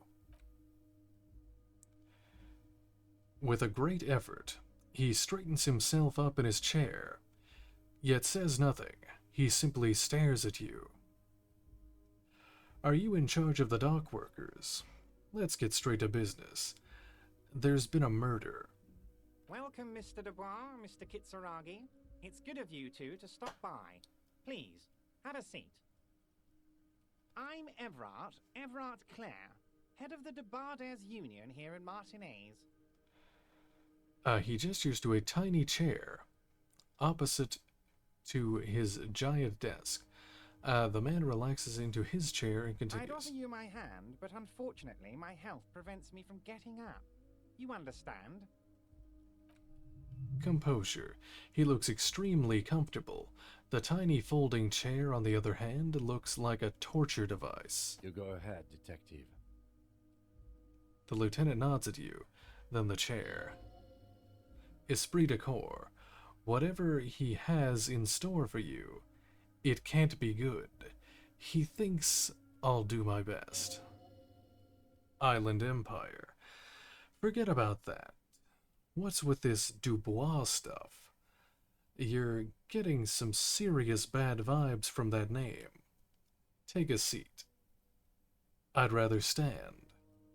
Why are you calling me Mr. Dubois? Actually, I'm in a bit of a hurry right now. Leave. Please, Mr. Dubois, let us converse in a civilized manner, as equals. Take a seat. I insist. I don't sit. It's kind of my thing. Very well, Mr. Dubois. I respect a man with strong convictions. As he nods, his multiple chins move like ocean waves. I, too, have convictions. One of which is that I will not engage with any man who won't face me at eye level. Should you find yourself more amenable in the future, I'd gladly resume our conversation. But until then, I'm afraid I must ask you to leave. He turns back to his typewriter. Volition. You're no titan of volition, buddy. He's got you in a fork. Sit down or leave. Take a seat. Excellent, Mr. Dubois. I can see that you are a reasonable man. I should have made a save, and actually. Reasonable men can be of great use to one another. Okay, he gives you a sly wink. Remain serious. Try to wink back. Damn, this chair is uncomfortable. So tell me, how can the head of the Debarders Union help a representative of the Revachol Citizens Militia today? Oh no, we only have 1 HP left. Pain threshold. The chair you're sitting on has got to be the most uncomfortable chair in the world. It's violating your backside. By the way, I heard you got a rather rude reception from a certain Lawrence Gart. Some people have no manners, it pains me to say. This should take care of that nonsense. He points to a giant novelty check on his desk. It's absolutely comically huge. It should be sufficient to cover your expenses for a few days and patch over your differences with a cafeteria manager. Go ahead, take it. Wow, that's 25 real. That's good money. You need it. Wait, you know about Gart? Thank you, Everett. Take the comically large check. Take the comically large check, but don't say anything. Keep it. I'm good. You can take that comically large check and shove it up your ass. Take the check and don't say anything. Is there anything you'd like to say to me? Or... Volition. No. Yeah. You know what? Let's just see what happens. Yeah, thanks. Don't mention it. But also, don't forget it. I'm just kidding, of course. Rhetoric. He's not. Now, I'd like to set your mind at ease about one other matter. Your lost gun. His slug-like lips move. But all you hear is an echo. Lost gun. Lost gun. Lost gun. Damage to morale. Half-light. The world is swallowed by a black hole of fear. Only 2 words escape its gravitational pull. Lost and gun. Drama. When he said don't worry, he actually meant be very worried. How do you know about my lost gun? I'm not worried. I got this. I would appreciate your help. Any help you could provide. I know everything, Harry. Right now, I know that you're worried. Don't be worried. Everything's going to be all right. It's not like you left it loaded. You didn't lose a loaded gun. Local children aren't out there playing with it right now, pointing it into their own mouths. It's in a safe place. I just know it. I have a feeling everything's going to be all right. Hand-eye coordination. It was loaded. There were 2 bullets in it. You always keep at least 2 barrels loaded. Kim, turn to him. Composure challenge. Don't panic. Oh no, 8%. Took the check. -1 took the check. -2, the chair is killing you. Challenging. Don't panic. Kim. Officer, we will deal with this later. We don't need Mr. Clare's help with this. I wouldn't be so sure about that. Oh no, I can only choose this. Fail. Composure. God, you're sweating. Your knee is jerking. You're about to cry, aren't you? You're about to cry because you lost your gun, and those children are going to shoot themselves with it. No, I'm not about to cry. Try to stay cool. So what? Men can cry too. Mr. Dubois, you don't look so good. Morale. Critical. Here, heal yourself now.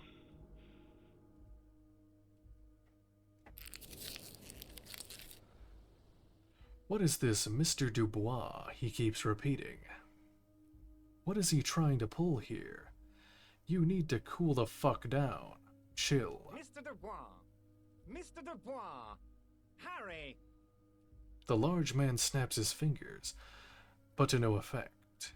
You're in some stupor. Keep sliding down the chair like a jello shot. There are no Harrys. Let your mind go to your safe place. Mr. Dubois, are you okay? Can I get you a glass of water or something? Are you having some kind of medical emergency? Composure. Maybe you could use your hands somehow. In a kind of throwing motion. Like you're throwing that Mr. Dubois. Act right back at him. He's Mr. Dubois. Nah, I'm as good as it gets, Mr. Dubois. Vaguely gesture with your hands above your head. Oh yeah, man. I'm fucking great. Keep sliding. Actually, this chair is uncomfortable. I could use a glass of water. Sit upright. I'm melting. Nah. Don't be dramatic. I can see your condition isn't terminal. What an odd demonstration of... you got me, Harry. I don't even know what. As entertaining as it was, I'm afraid we're wasting our time. And I'm an extremely busy man, as I'm sure you are too. Okay, enough. We are here to ask you some questions pertaining to a murder investigation. Reaction speed. Quick, here's your window. Get yourself together and ask him questions. Police officer questions. I'm told the union is involved in the local drug trade. Aren't you going to ask me how I got in? You called me Mr. Dubois. Why? Let's talk about my lost gun. I want to talk about the hanging. I'm looking into your shady brew. I met Joyce, the company representative. What's in the containers outside your office? Everett, I'm going to leave now, but I might talk again later. Oh, of course. That's your main thing here. That's why you're in Martinez. I know everything that goes on around here, and I would love to discuss it with you. I mean, it's no secret that the lynching is connected to the strike. So much to talk about. Honestly, it's been weighing on me so heavily. I understand you need to interview me. I sense there's a but. But there's a thing that's been keeping me up at night. I want to talk about the hanging. I mean, if we could just calmly talk, exchange information, we could blow this thing wide open. Yes, that sounds good. Let's do that. But I can't think straight with this thing weighing on me. You're police officers, aren't you? I have a crazy idea. You guys are basically door-opening machines, incredibly talented at opening doors. I've opened a few doors in my life. You've heard wrong, Everett. We're not. Kim, is that true? Are we door-opening machines? I'm not sure I understand. If you're asking us to break down someone's door, it's not going to happen. Come now. I just need you to go open a little door for me and leave it unlocked. A simple thing. Absolutely nothing shady about it. Drama. An excellent opportunity presents itself, sire.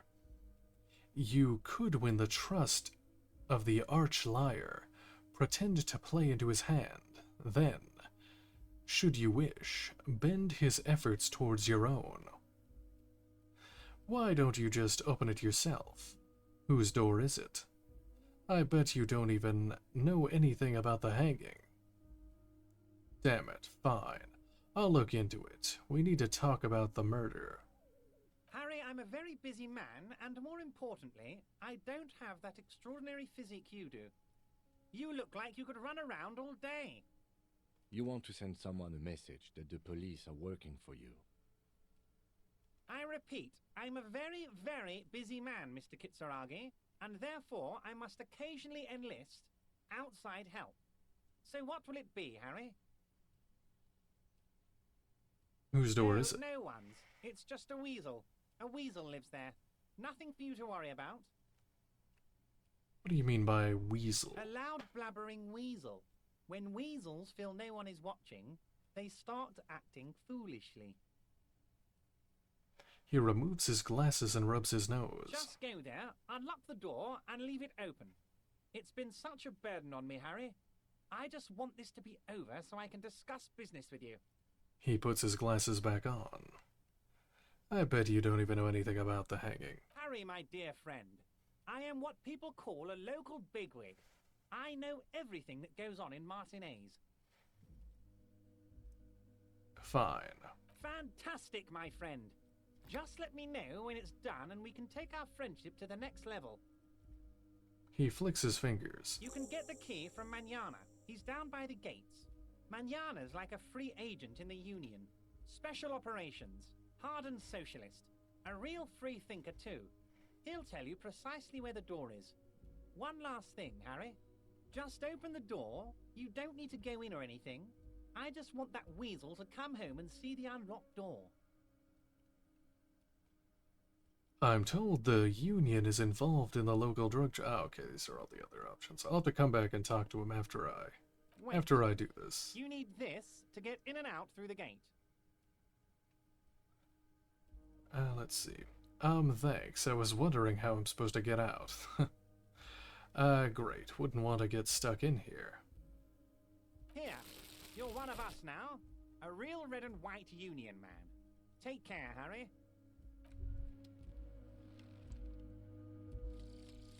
The suicide of Kraz Mazov. It's clearly a lie. Kraz Mazov didn't shoot himself. Reaction was on the counteroffensive. The State Day Palace in Mirova was surrounded. He was either assassinated or died in the bombing. You might even have evidence to support this, somewhere in your brain. Mazov was never given a state funeral by the communists. Some people even say the body that was recovered from the ruins wasn't his. There, good. Hero restored to glory. Carry on, comrade. Let's see, what's it give me? Bonuses from thought. White check failures heal all morale. And +1 rhetoric. Mazovian ethics. Okay. Oh yeah, what does this give me? Bonuses for all thought. Learning cap for rhetoric raised to 5, +1 conceptualization. Aye, that's still learning.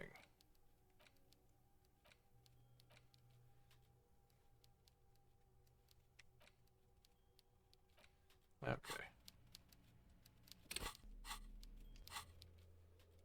Oh wait, do I have another point? No, I haven't leveled up yet.